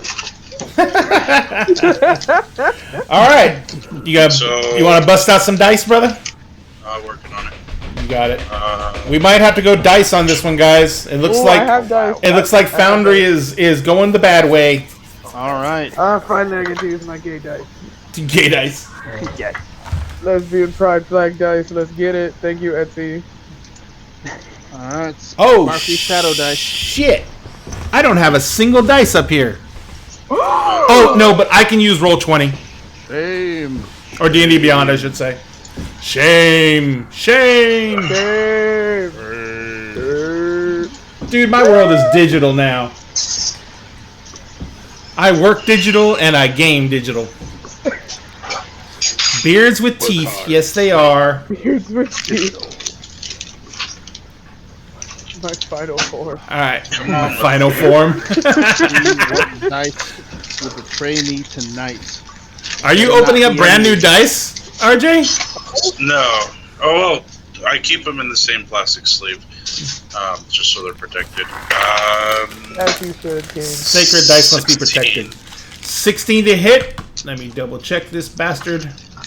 Ba-doop. There he is. 16 hits. You have betrayed me. You have. Oh, You have betrayed me for the last time. I need to bring up a notepad. 4 points of damage. All right. 1. Now I need to know all my rolls. Yeah, no, I just. Yeah, I know. Now you have to look everything up. Sleeve that they came in. We've been so lazy. We've been using this software for so long. We're like, shit. What do I roll? Yeah. Y'all are gonna have to help me. I just didn't know what my modifier was. Yeah, that's what I'm. That was the big one for me. Is what is my modifier? So it was 4 points of damage to him as my reaction. 4 points of damage to him as your reaction. And then it that one that does it, or no, it's not the Sentinel that does that. So that's the enemy for that. And that was from Polar Master, correct? Correct. I Correct. love that with feet. All right, Yeah, so it's that beautiful. is. He has not attacked or anything yet. No, he has not. He's just run up. That's what I'm into my saying. face at this point. Yeah, it is his turn now. So he is going to swing at you with the glaive. And he misses. And then, almost seemingly of its own accord, the tentacles on the beard whip out and attempt to stab you. Oh, fun. Glorious. Oh my god. And that hits and it's a crit. What the fuck? Beautiful. I hate you. And I hate me too. It rolled damage automatically, so it's 6 points of total damage. But I need you to make me a Constitution saving throw. Oh, no. Oh my god. A nat 20. Okay, you're fine. Nice. So you take 6 There's a points. reason of I damage. sit and roll my dice until they hit 20s and then put them down. I do it to all my dice. Oh. Okay, so nothing happens to you on that round, and that is the end of its turn. It is now going over to Me. yes, Grandpa, you're up. Beautiful. So.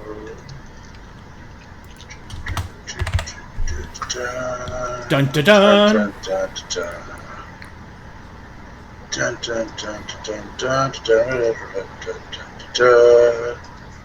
Alright, so look at this, and here. So I'm going to cast Inflict Wounds at 2nd level. Nice, nice, nice. A 19 plus 5, so a 24 to hit. That hits. And 4d10 necrotic, so 4d10 necrotic. Ow.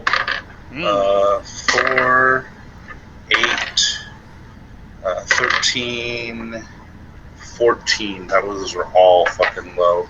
So 14 total points of damage. Hey, that still freaking hurts, man. It's on 4d10, 14 points of damage. I know it's not the greatest.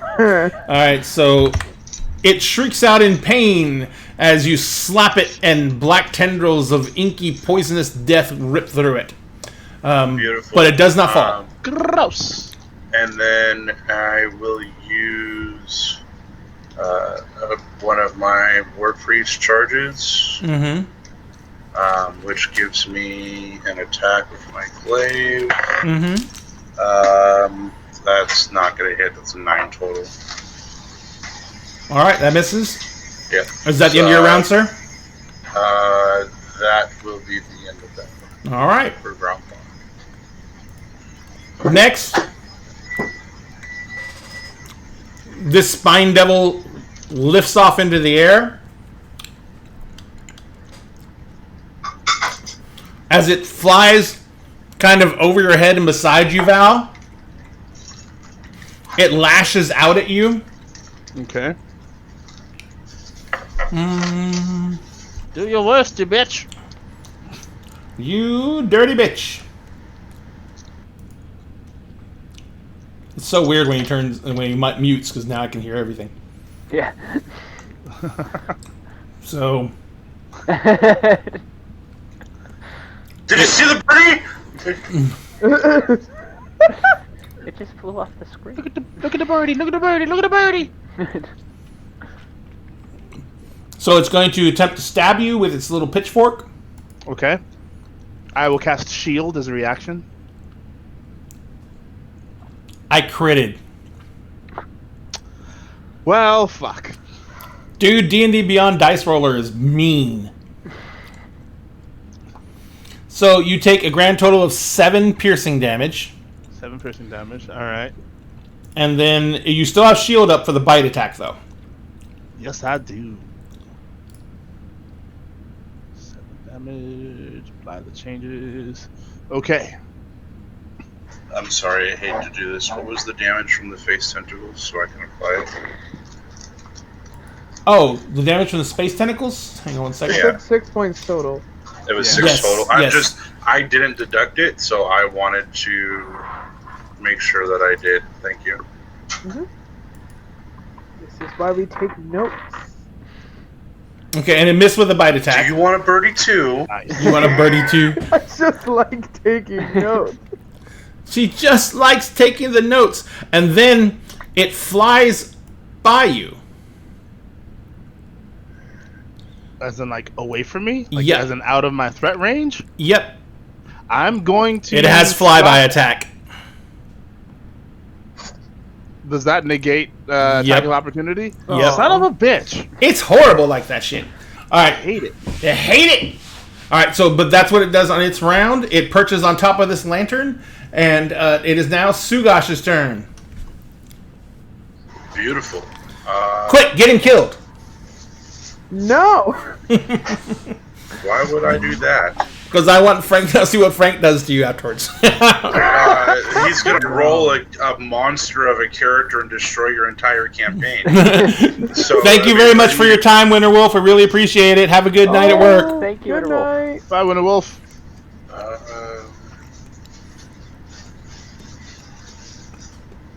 That is free action. Right. Yeah, so as a free action, I will cast Emboldening Bond on Aeon, Val, and Utopia. Alrighty. So I need to put... Oh wait, Aem's already got something on him. That's probably the Bond from last episode. Oh, yeah. Yeah. Yeah. Aem, what was your initiative? I am, oh god, I was 6. 6. Below everybody except for the spine devil. I gotta fix it real fast. And then, as his action, or actually, his bonus action, he will cast Shield of Faith on me. Jumping my AC up to a double deuce.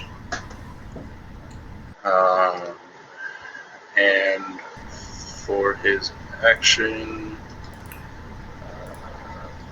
he will do Toll the Dead. So I need a DC 14 Wisdom save on the creature that's in front of Grandpa, Mr. Tentacle Face.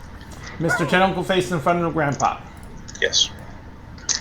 DC 14 Wisdom. Wisdom save coming up. And it's a magical attack, correct? Yes. It's a cantrip. He rolled a 16.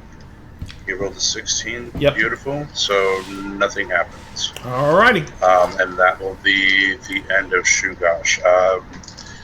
The three of you have an extra D4 to all of your attacks and saves once per round. So Emboldening Bond is on Val, Aeon. Everybody but me and Shugosh. Okay, I put it on So you the by three accident. party, the 3 party. I got Shield of Faith. Got it. Oh, I gotta put Shield of Faith on you then. Yeah.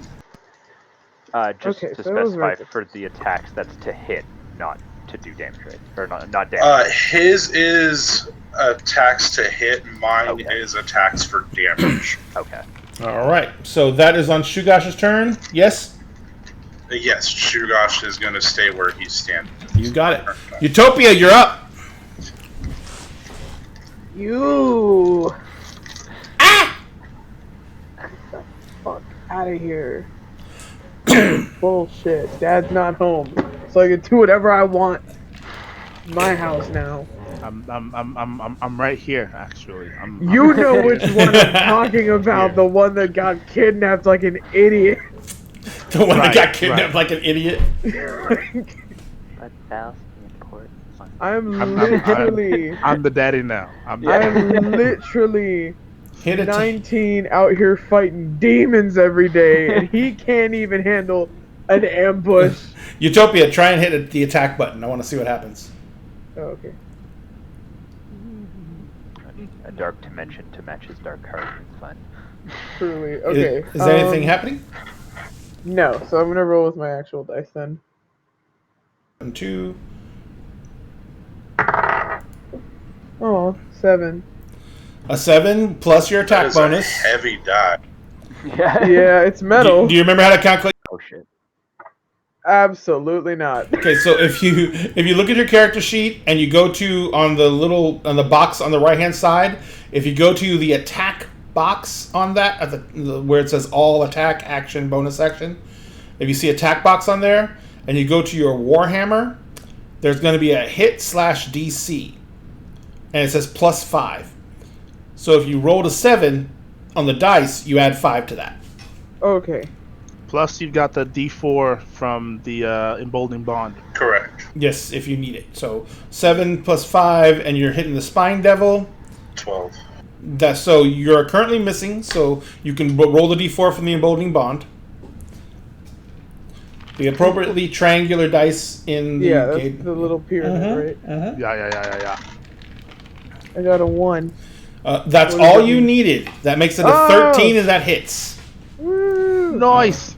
So now roll your damage. Now for your weapon, if you want to know what your damage, are you using it two-handed or one-handed?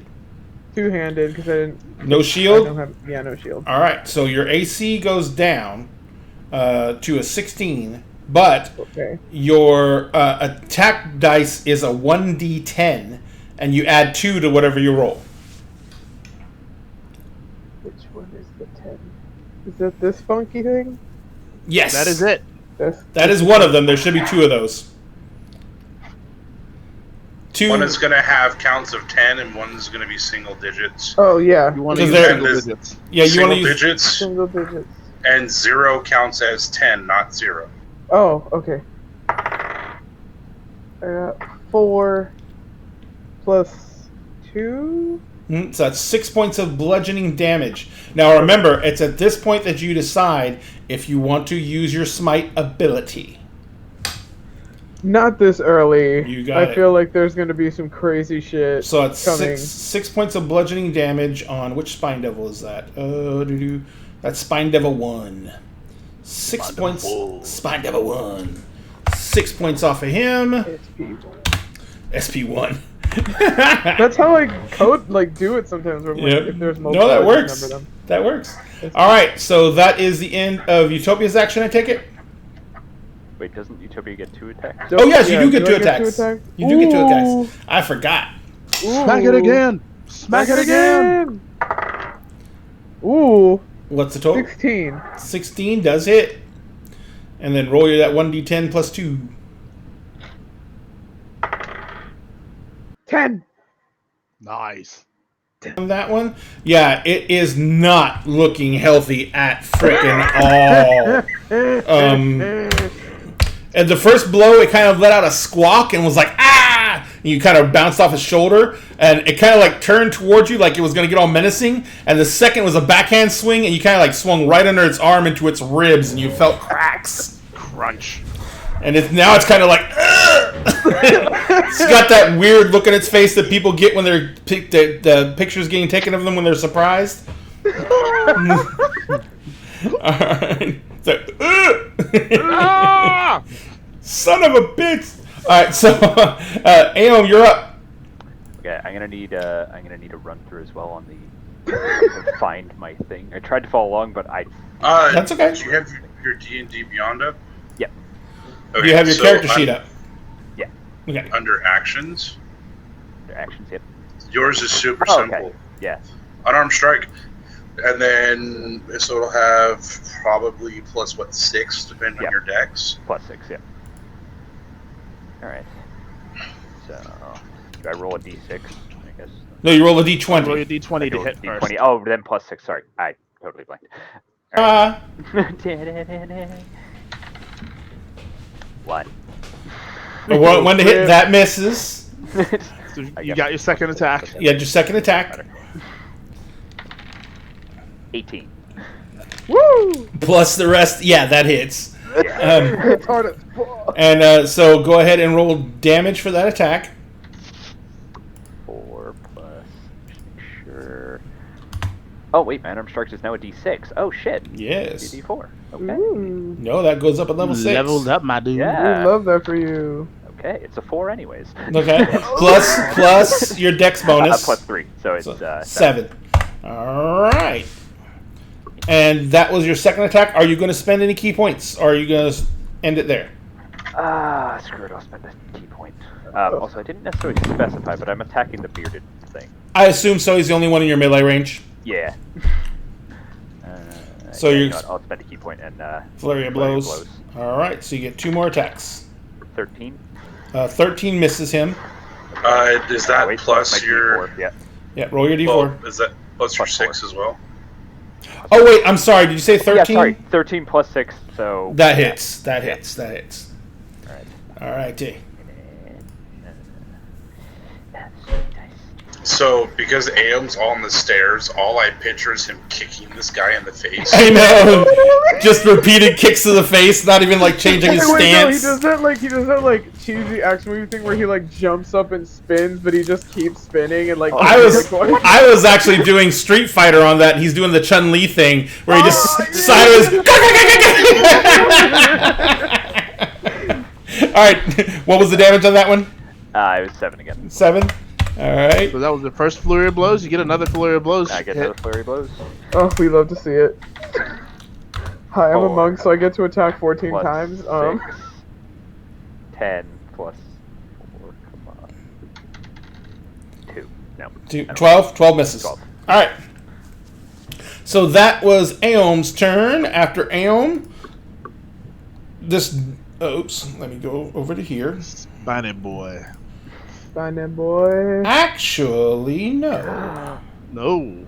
Beardy boy. This door opens up, and Oh, no. motherfucker. Another beardy boy. Another beardy boy. What a bitch. he comes running over towards Sugash, and he is going to try and run him through with the glaive. I just love the idea that Val walks into a room and he just like thinks like, look at all these Misses on that, and then his beard lashes out Don't at get him ahead of me. Yeah. and misses on. Oh wait. Oh, and misses on that. Man, those are 2 really bad rolls. Okay, so D&D Beyond is okay. It did some badass rolls, and now it's rolling like shit. I fired, and I missed, and then I fired again. I You missed miss both again. times. Missed both times. Should have laid down and took a nap. I went on for several hours, and then I fired, and I missed. Cool. And then after that, we come up to the Spine Devil. Utopia, it just takes flight and flies away. Coward. 10.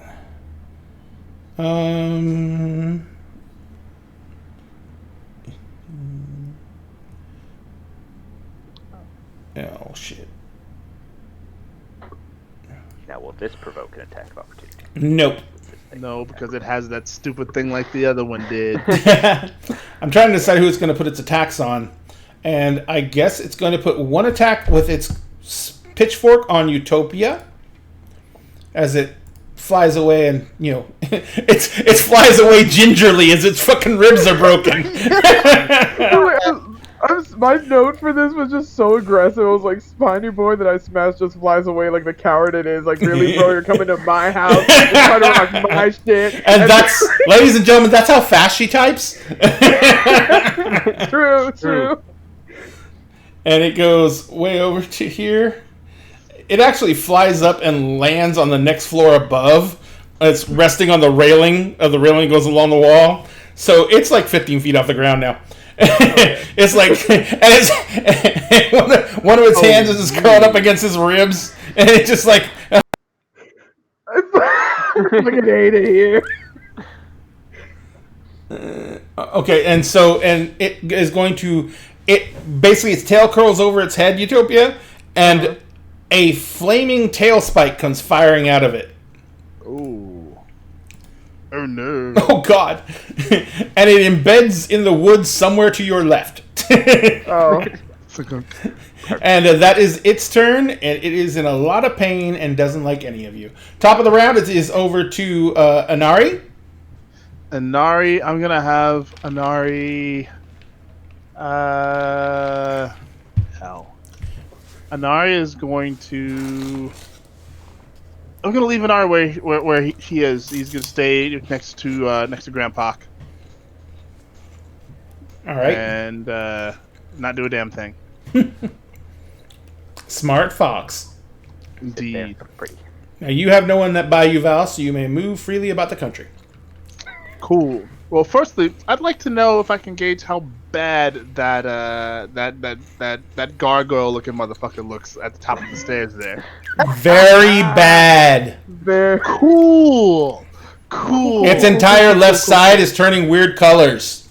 Oh, that's lovely. So I will stand, and Aom is probably the only one that can hear me say this in the direction of the of that spine devil.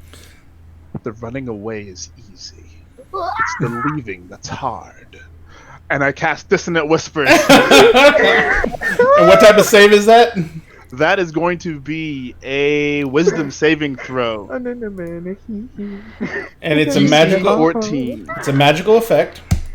Yeah. It made the save, so it's taking half. It's taking that lovely psychic damage though. Yep. It's gonna be real nice. I hope he doesn't just die. It would be so tragic. Oh man. So that Healed is over. half of 13, so 6. And 6. it just falls over backwards onto a landing above. That's why your mama built like a bitch. All right, so that is. Are you going to move, Val? I am gonna stay close to. I'm gonna move close to my daughter here. Stay as close to her as I can. Alrighty. All right, so next it goes over to the heavily beaten upon bearded devil that's by Aom and Sugash. Or Aom and Grandpa, I should say. Yeah, I know. There was some very weird anime noises, and then he was very bruised.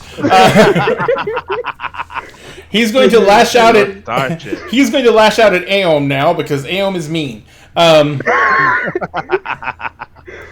that's a misconception. That's your opinion. Oh, sweet shit! I can't hit the broadside of a frickin' barn. So his beard lashes out at you and misses completely, and then he swings at you with his glaive. Holy Christ! Yeah, no, that's not happening. That's all that wrote, and he missed completely. The weird anime noises really freaked him out. Grandpa, you're up. I'm gonna do the same thing. All right. Anime noises? You're gonna make anime noises? No, I'm gonna do my tried and true. I'm gonna reach out, pat him on the belly, like you could do better, buddy. I believe in you. You could do better. Get fucked.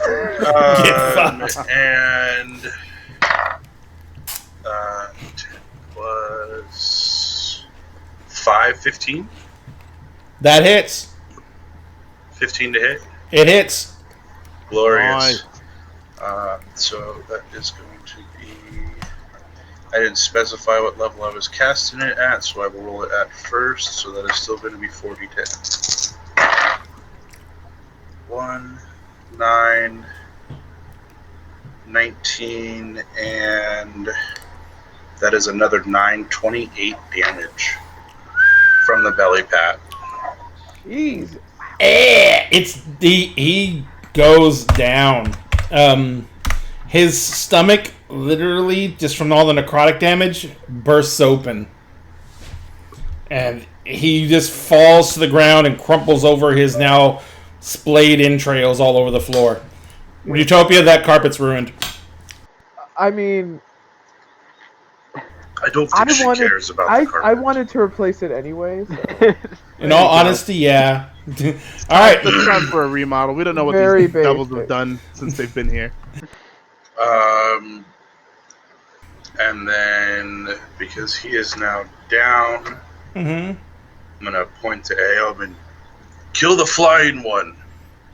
I'll do my And best. then I'm going to. Oh, I'm moving Shugosh as well. Let me fix that. I'm going to move him here, and you get to deal with me now. And that's going to be the end of Grumbox. All right. Poor little spine devil. He's been issued a death warrant. So he is going to. R.I.P. that. He's going to fly right over your head, Aeom. And as he does... Oh, no, he's going to fly over your head. 20. And he is going to fly up onto that balcony level. And on the balcony level above, he is going You want to... to do that? There is... You can see from the ground floor that there is an archway that you can see the top of. And he stops... He lands on the rail for a second. He turns around. Oh, this one's the one that's dead. I was about to say that window isn't marked dead. I think this one's the one that's dead. Yeah. And so he's gonna. He stops. He lands, and then he turns around and he fires 2 flaming barbed spikes at you, Aeom. All right. Do those count as projectiles? Yes, they do. Cool. Do the thing! Because he don't know no better. Fool. Aeom, your AC is a 15, so the first one actually is going to hit you. I can roll damage. I roll damage first, and then you tell me whether you roll enough to actually stop it, right? He has to roll a d10 against it. Got it. Plus his modifier, if I'm not mistaken. So it's 6. Oh, sorry. It's 5 piercing and 1 fire. Okay. So D10. So D10 plus 9 apparently. So. Jesus. So you automatically catch I think it you if it's a plus automatically 9. catch. Yeah. You're catching that.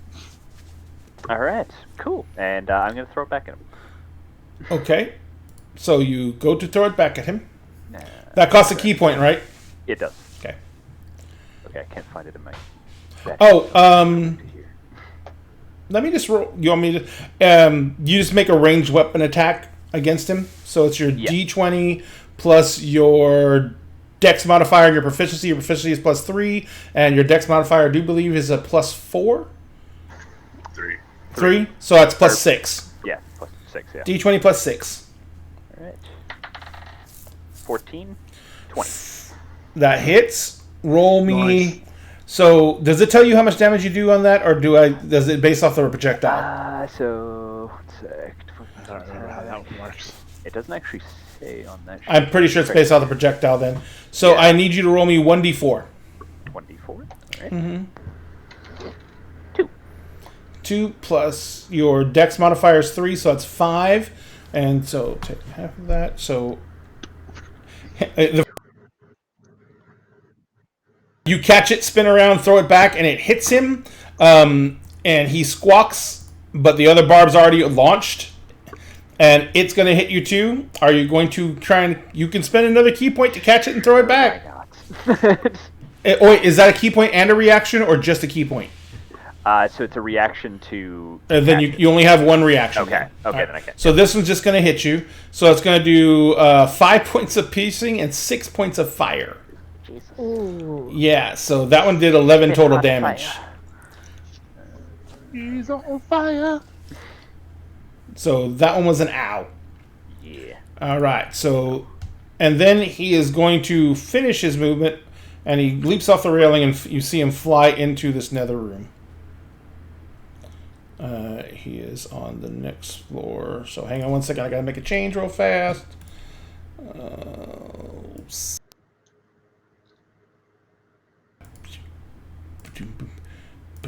All right, so you guys... so yeah, he disappears above. You going to move at all, Aeom?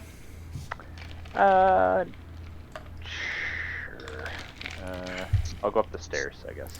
All right. Just a little ways past Val. You're going to stop right there? Targeting. What? Eh. Okay, I'm colliding with walls.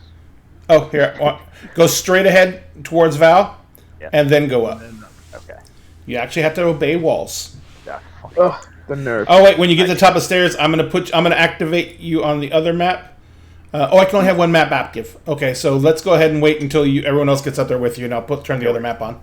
All right, so that is on your turn, Aeom. After Aeom is, how do we get on the Spine Devil? Where's the other? Oh no, that was on the spine. That was on the Spine Devil's turn. I made the wrong one dead. Oh shit! Yeah. Yeah. So put yourself back there. I forgot. You were just doing a reaction. Yeah. You were just doing a reaction. Redacted.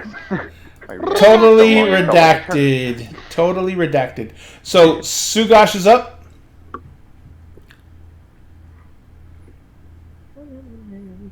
Are you Sorry, give me half a second. 1,000? That was a whole second. You asked for a half second. I gave you a whole second. I'm feeling generous. betrayed. Nobody's noticing. I can always fill time by shaking my trail mix. Yes. Yeah. Because we know RJ loves it when that happens. So, as a bonus action, Sudgash is going to cast Sanctuary on himself. Sanctuary. Which means that if anybody goes to attack him for the next minute, they must pass a DC 14 Wisdom save. And he will.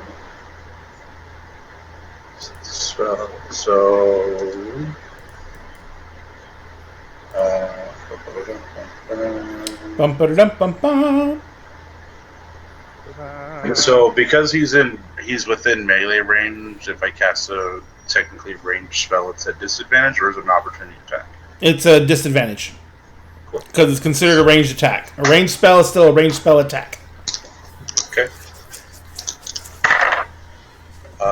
A 17 and a 10 plus 6, so 16 points. 16 points. Or a 16. To hit? That definitely hits. Actually, it's a fucking wisdom save, so... Okay, wisdom saving throw coming up. I don't know how that works with saves.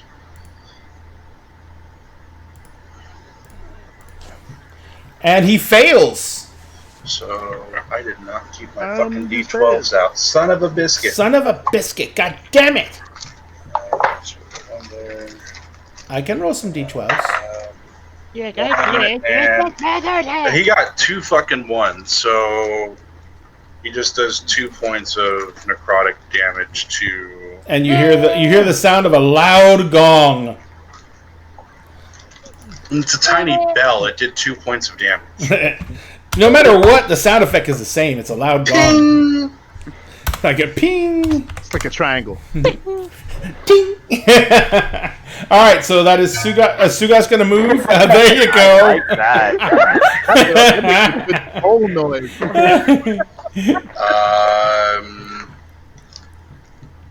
No, he's going to stay where he's at. All right. Wait a minute. Didn't he cast Sanctuary? Yeah. You want to take back that whole last action you did? Yes. Okay. So the gong does not go off. I realized that as I was like, yeah, see, fuck. So with that being said, actually, he will take a couple steps back. Go ahead and take your attack of opportunity. No, first. Of 14, correct. So wisdom saving throw, hiya. And what's it, 14? Correct. He made it. So I'll take my Aop. He'll take the Aop with a beard. And he fucking hit. Beautiful. Alright, so he's a 21 to hit total. So, then he has a +2 to his con. 18 for the con save. He made the con save, so he's taking 7 points of piercing damage. I'm not able to adjust that on his sheet. But I will write it down. Okay. And that is on Aom's. Is that the end of Aom's turn then? That was Sugash, and yes, that is the end. Sugash, of his turn. sorry. I am all out of whack.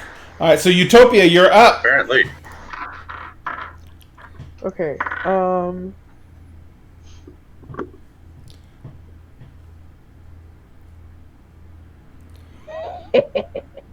Are you go running downstairs? I got you, motherfucker. Oh. Ew. The There. gremlin laugh. You come into my house! Into my house! I'm so That serious. was 7, right? Yep. Yeah. Bullshit. Roll that Why am I attack. targeting him? I'm not. I can't even roll through the thing. Okay. Because you're doing the right thing. You're staying with what we do. Yeah, like, oh, I don't have it. I'm like, wait. 11 plus 5 is 16. 16 hits. Whee! Okay. Roll that damage. It's 1d10 plus Okay. your strength modifier, which I think is plus 3. 3. Let me double check. I'm looking at your Because I've sheet been right adding now. 2. Is your strength a 16 or a 15? Her strength is 15. 15, so it's plus 2. Two. Plus 2. 7.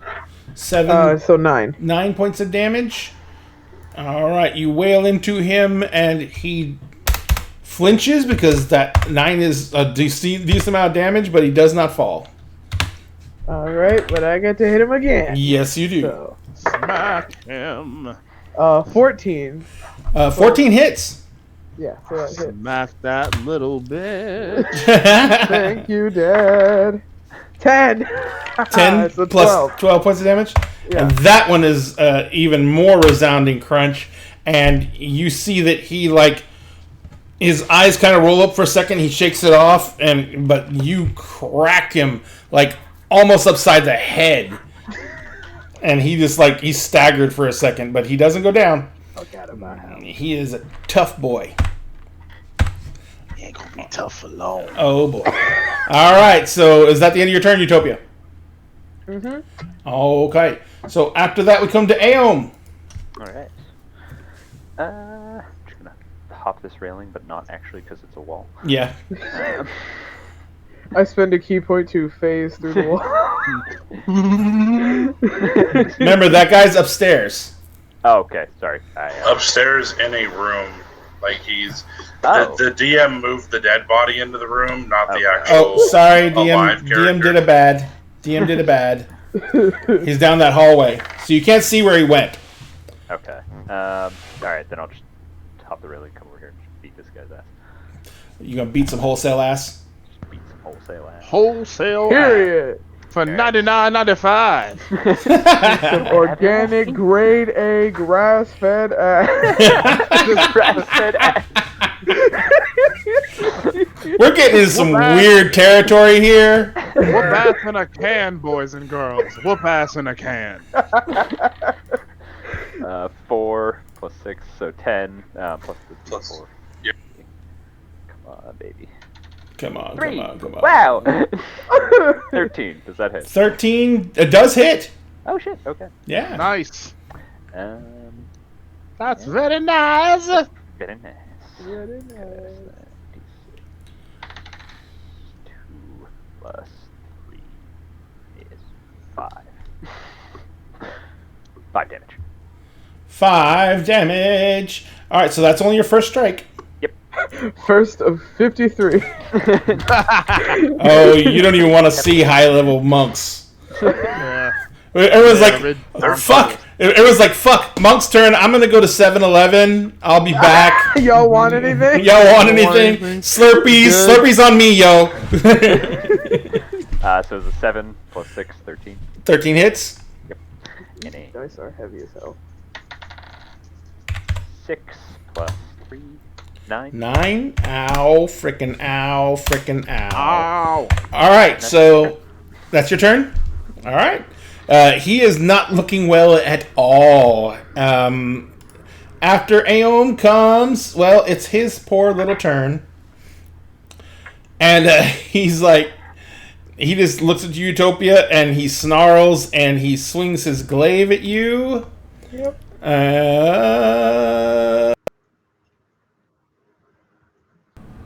That's weird.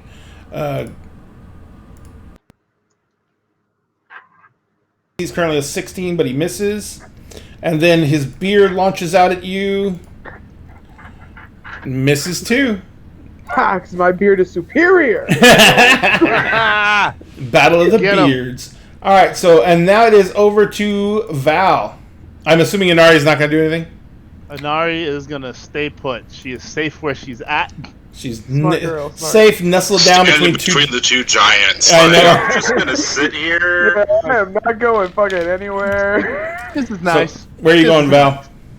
Val is going to look down at Mr. Beardy, Mr. Beardy bitch over there. Beardy bitch it is. Beardy, you beardy bitch, you. And I am going to like narrow my eyes. My eyes will black over, and I'll say to him, you know, you give beards a real bad name. Rotten motherfucker. And dissonant whispers at 3rd level. Just Jesus. because I want him gone. All right. I want him obliterated. That's wisdom, yes? Yeah. Yeah, DC 14. He actually... Oh, never mind. Okay. Yes, he... Okay. Half damage. All right. Half of 5d6. I hope I don't kill this poor fool. That would I hope be he doesn't so just- tragic. That would be horrible. I hope he doesn't just drop dead. Wow. I hope you kill him too, because I'd have to go back inside and grab my dice. Problems, man. Right? So that's 8. That is 10. That's half of 15, please. There you go. 7. 7 psychic damage. He is still there. Son of a bitch! He is wobbling. He is unstable, Dodger. but he is still standing. He Okay, looks like then one of those... Yes. I will use my bonus action Uh-huh. to turn to Grompak, and I will say, Val says, knock him out. I said, knock him out. Thanks for Give him the- I believe it's a D8 now. Yep. glorious. Woo! Go get your dice, Archie. That's why I stopped when he was giving me the inspiration. Like, which one do I grab? Why don't you just grab all of them?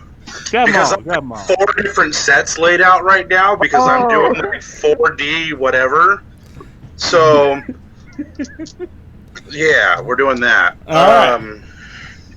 So, yeah, I'm gonna slap him with my glaive. That's an 18. For the extra damage, I got a 5. So it's going to be an additional +5. So a flat 10 plus the 5 is 15, and I believe my strength is a +3. So 21 points of damage with one single swing. And how do you want to do this? I'm going to cut his fucking beard off. Like, chop his head off, and as I chop his head off, it severs the fucking beard. So all those tentacles go plop, plop, plop on the floor, and they're all wiggling around, but they all begin almost immediately disintegrating, but they're all like trying to wriggle off in different directions while they're doing it. And his head just goes flying around and hits the ground. But yeah, you have cleaned house on the ground, on the main room and the ground floor. So what are you going to do now? These 2 doorways are open right through here and here. Besides the one upstairs, do I sense any other fiends in the vicinity? Let me see. You can still sense the one upstairs from where you're at, but I gotta double check something. Actually,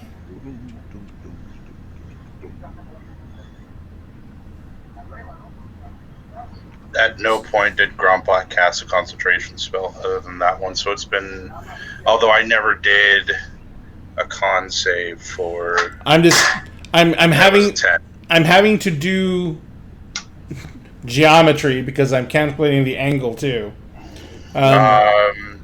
So how far away is he from me? Because I think he's going to be out of range because he's the one you might be able to detect, other than the one that's upstairs, is It's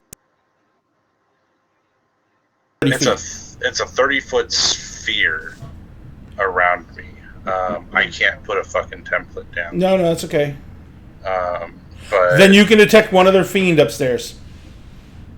there is the one that you let get away, and another in the same room. They are relatively close to each other. Do we go and take care of them, or do we push forward and let them warn everybody? Well, Utopia, you know they went up the direction of your father's room. The one that got away. we gotta kill it. Nope. It must die. Yeah. Exorcism. So you guys gonna move up to the next floor then? Yeah.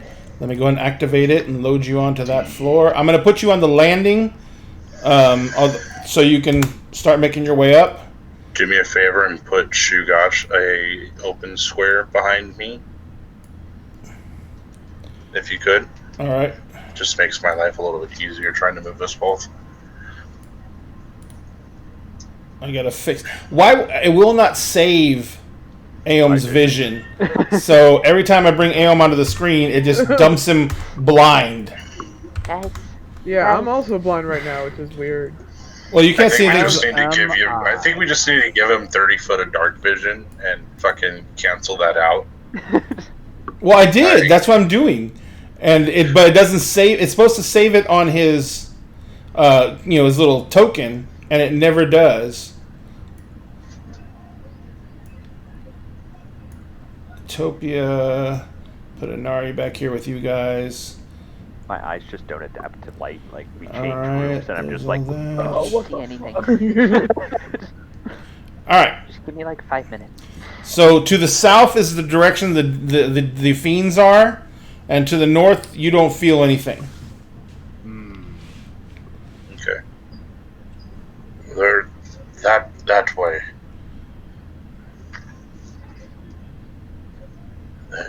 Do you want to take point, or do you want me? You just ran the complete wrong way, Utopia. Oh my god. That is to the north. We need to go south. This is your home. How do you not know where you are going? Utopia's like, I'm gonna go see if they move my shit. I bet he fucking sold my shit. They better not have touched the motherfucking thing. Not So one. you start walking down that way, Utopia. Yeah. All right. When you open the door, you see sitting on the bed, on the headboard of the bed, you see that spine devil. Yeah. To your direct right, Oh, hello. you see a large creature that has barbs. Well, it's a humanoid creature that has barbs all over its skin and along its tail. Every single exposed part of its body has barbs coming off of it. And then to your other side, to your immediate right, in the corner of the room, there sits a humanoid form. It's all black. Shadows seem to cling around it. It has ram's horns that curl down, a goat's head that ends in fanged teeth, and it is holding a long black blade in its hand. And there's like a chair in that corner of the room for sitting, and it's by the door to your dad's office. The other door on the other side. The other door on the other side is this like the walk-in closet. But it's sitting there, and it's his walk-in wardrobe, as it were. And as you come in the door, it stands up, and it looks and in a language you don't understand, but somehow you do, because you hear it say something in a language, but then in your head you understand it. Uh-huh. It says, "The last blood of Aster is returned." Oh, okay. So Dad is The- fucking dead. All right. Last cool. blood, huh? Uh-huh. All right. So Dad Let is the fucking pact be ended in the violence which it was born. dead. What? And then the entire room goes black. Sugosh cast daylight. Sugosh isn't up there. I will Sugosh is walk back over to here. where she is at. Okay. I don't follow. Alright, so Sugosh is going to come around the corner to cast daylight. And now that I'm a shadow sorcerer, I have 120 feet of dark vision. It's pretty damn. So Plus, I've got my goggles of night, which gives me an extra 60 feet of dark vision. So it's 180 feet of dark vision, which is pretty cool. And So if only you he'll could cast see through walls. daylight in the middle of the room. Alright. Let me see if I can drop the Because we never gave those It's goggles back, Gordon, bro. 120 We foot. never gave them back. It's 120 foot. Yeah, I'm trying to get to a Circle. spell book so I can 120 foot? Yeah. Or 60, maybe. It's either 60 or 120. I can't fucking remember. It's not my character. I thought it was like 60 feet. It's a of 60 foot sphere. Dim. It's a 60 foot sphere. I cannot get it to cast it. Oh wait, maybe it's this. Oh.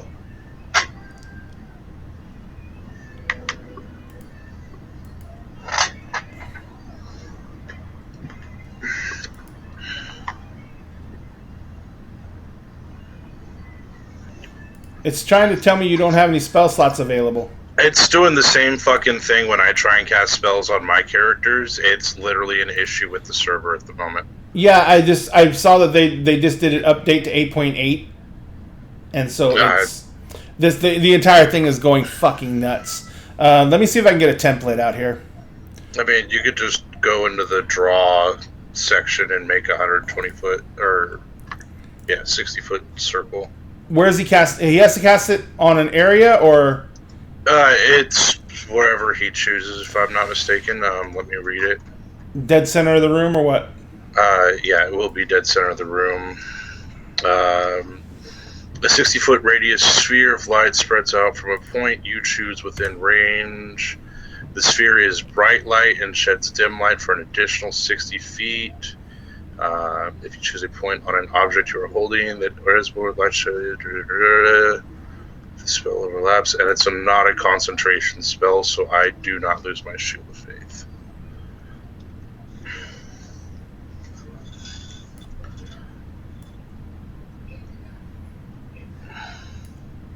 Okay, so that is the sphere of the daylight. It's not the full sphere. I just wanted to make sure it covered everything in this area. Daylight doesn't penetrate walls or anything like that, so it's still affected by the normal line of sight rules. Bright ass fucking room. Yeah, but this room is now bathed in daylight. The darkness is completely dispelled. So what we're going to do is, we have 5 minutes left. So what we're going to do is, we're going to pause it here with the daylight spell cast. And we are going to continue this next week as we resolve what is going to happen with Utopia's family now that she may be the only one left.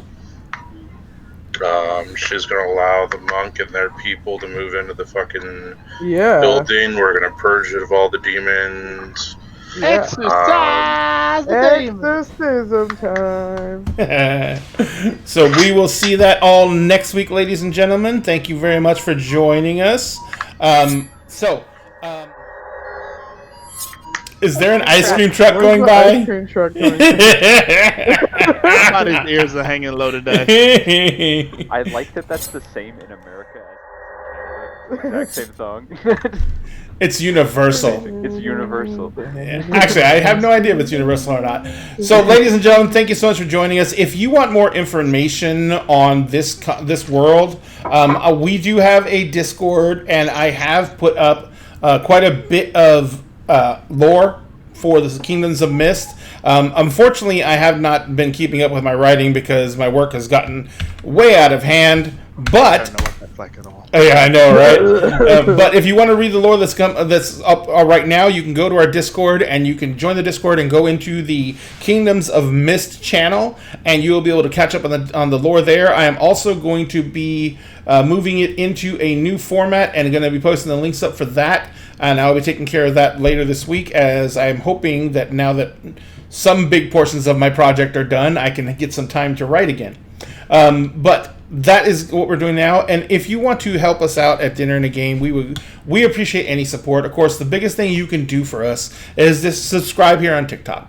If you enjoy the content, You mean Twitch? Twitch. I said Twitch. I never said TikTok. That is completely wrong. I would never do anything like that. Never happened. But if you wanted to subscribe here on Twitch, we also have a Patreon if you want to go to that. We're revising all the rewards right now because they're kind of everywhere. And they were based on a lot of stuff we were doing previously. So I'm trying to build some new rewards out and get some things set up on Patreon. One of the things, though, we are going to do is if we can get to at least 5 Patreon subscribers at tier, I think, 3 or above, I'm going to do a once-a-month Patreon subscriber game. It's going to be a private game. Anyone on that tier is going to be able to participate. I'm going to start them off as one-shots. And then if we get enough regular subscribers, we can turn it into a campaign. And so if we get beyond that in subscribers, we'll probably do one-shots where we do random selections on who gets to go in that week. Or if any of these guys would like to help out with the Patreon, we can do that as well. But we will be doing that. And for any of this information, you can go to our link tree and find all of our links.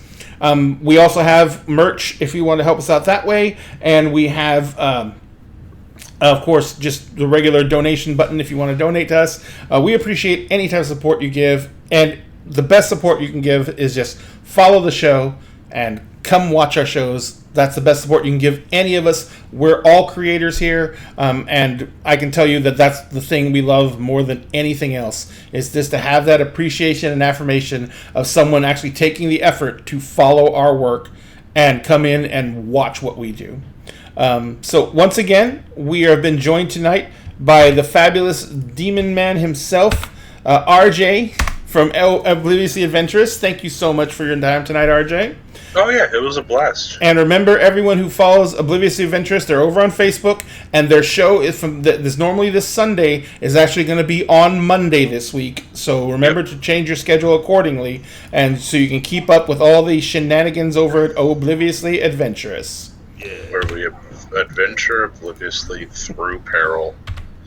It's glorious. Too much barrel. Too much barrel. And they make the GM cry. Yeah, but we're literally in the process of torturing somebody. So Oh, yay.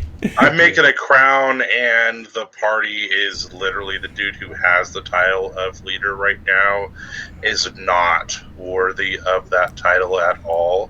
So he met the angry version of our cleric and is in the process of meeting Rome. And they're literally torturing this poor guy. Yikes. It's fucking hilarious. Okay, so that's disturbing, but there you go. Now, folks, if you want something that's not as torturous, you can go watch Rob on TikTok. He does have his first video up. It's amazing, and I understand you spent quite a bit of time getting those special effects in, Rob. Yes, the animating 800 frames of animation. Kind of annoying, but it was a lot of fun. Yeah, he hand animated those glowing eyes. Oh, that's crazy. Yeah. Yep. 800 frames. That's some dedication. Yeah. And I understand why you have not created another video right away. I have ideas, but yeah, it is. But the hand is kind of sore from all the anime. Yeah. All the clicks take their toll, ladies and gentlemen. Thank you very much for joining us tonight, Rob. Sphinx, once again, the ADHD channel is wonderful, and thank you very much for taking some time and joining us over here. Also, Sphinx and I are working on something new. We are considering doing an open World of Darkness game, which is basically going to be World of Darkness is, of course, the based off of Vampire the Masquerade, but then it expanded out into all kinds of supernaturals, from the Fae to werewolves to mages. And we're going to be doing an open world game of that. We're building out the ideas right now, but we've based it in Seattle, and it's going to be current modern urban fantasy. And we're starting to try and reach out and look for players right now. So be on the lookout for that. We're going to be developing that out, and it probably is going to be on Tuesdays, right? Probably, yeah. Yeah, that's what you said, Tuesdays, because you said Mondays is no go. So Mondays is definitely no go. Yeah. So, but we're going to be developing that out. But thank you very much for joining us tonight. Always. Of course, as always, Malagos, thank you so much for being here. We're looking forward to seeing the next essay you're going to be doing. And maybe, writing about a certain fan fiction thing you've kind of been liking to write about. I don't know what, there's some stuff. Could you possibly there's some stuff that maybe, Listen, man. I don't, there's some things, there's things. I'm not proud of everything I made. I'm not proud of everything. She had a lot of spare time on her break. Oh my gosh, it's bad. I want to write a sequel to one of them. It's really bad. I'm down atrocious right now. Oh boy. Literally, it's bad. So if you want to find out what we're talking about, Logos' LinkedIn or Linktree is in the descriptions. Please don't. But it's worth it. No, it's not. But in the meantime, thank you everyone who stuck around. We really appreciate it. Let's see. I want to check and see if we have some friends that are still on.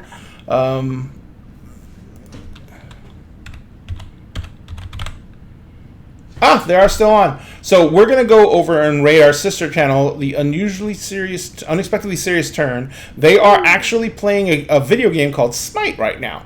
So we're going to jump over there, tell them hi, tell them Dinner and a Game sent you, and if you can, give them a follow. Everything is appreciated. We love you guys. We hope everyone had a good time tonight, and we hope to see you back next time. Thank you so much for your time this evening. Everyone have a wonderful, wonderful week. And those of you who want to join us tomorrow, it's City of Mists. We'll see you at 7 p.m. Central Standard Time. Have a good night. At Dinner and Game, we always save you a seat at the table. Now we're going to give that table over to UST.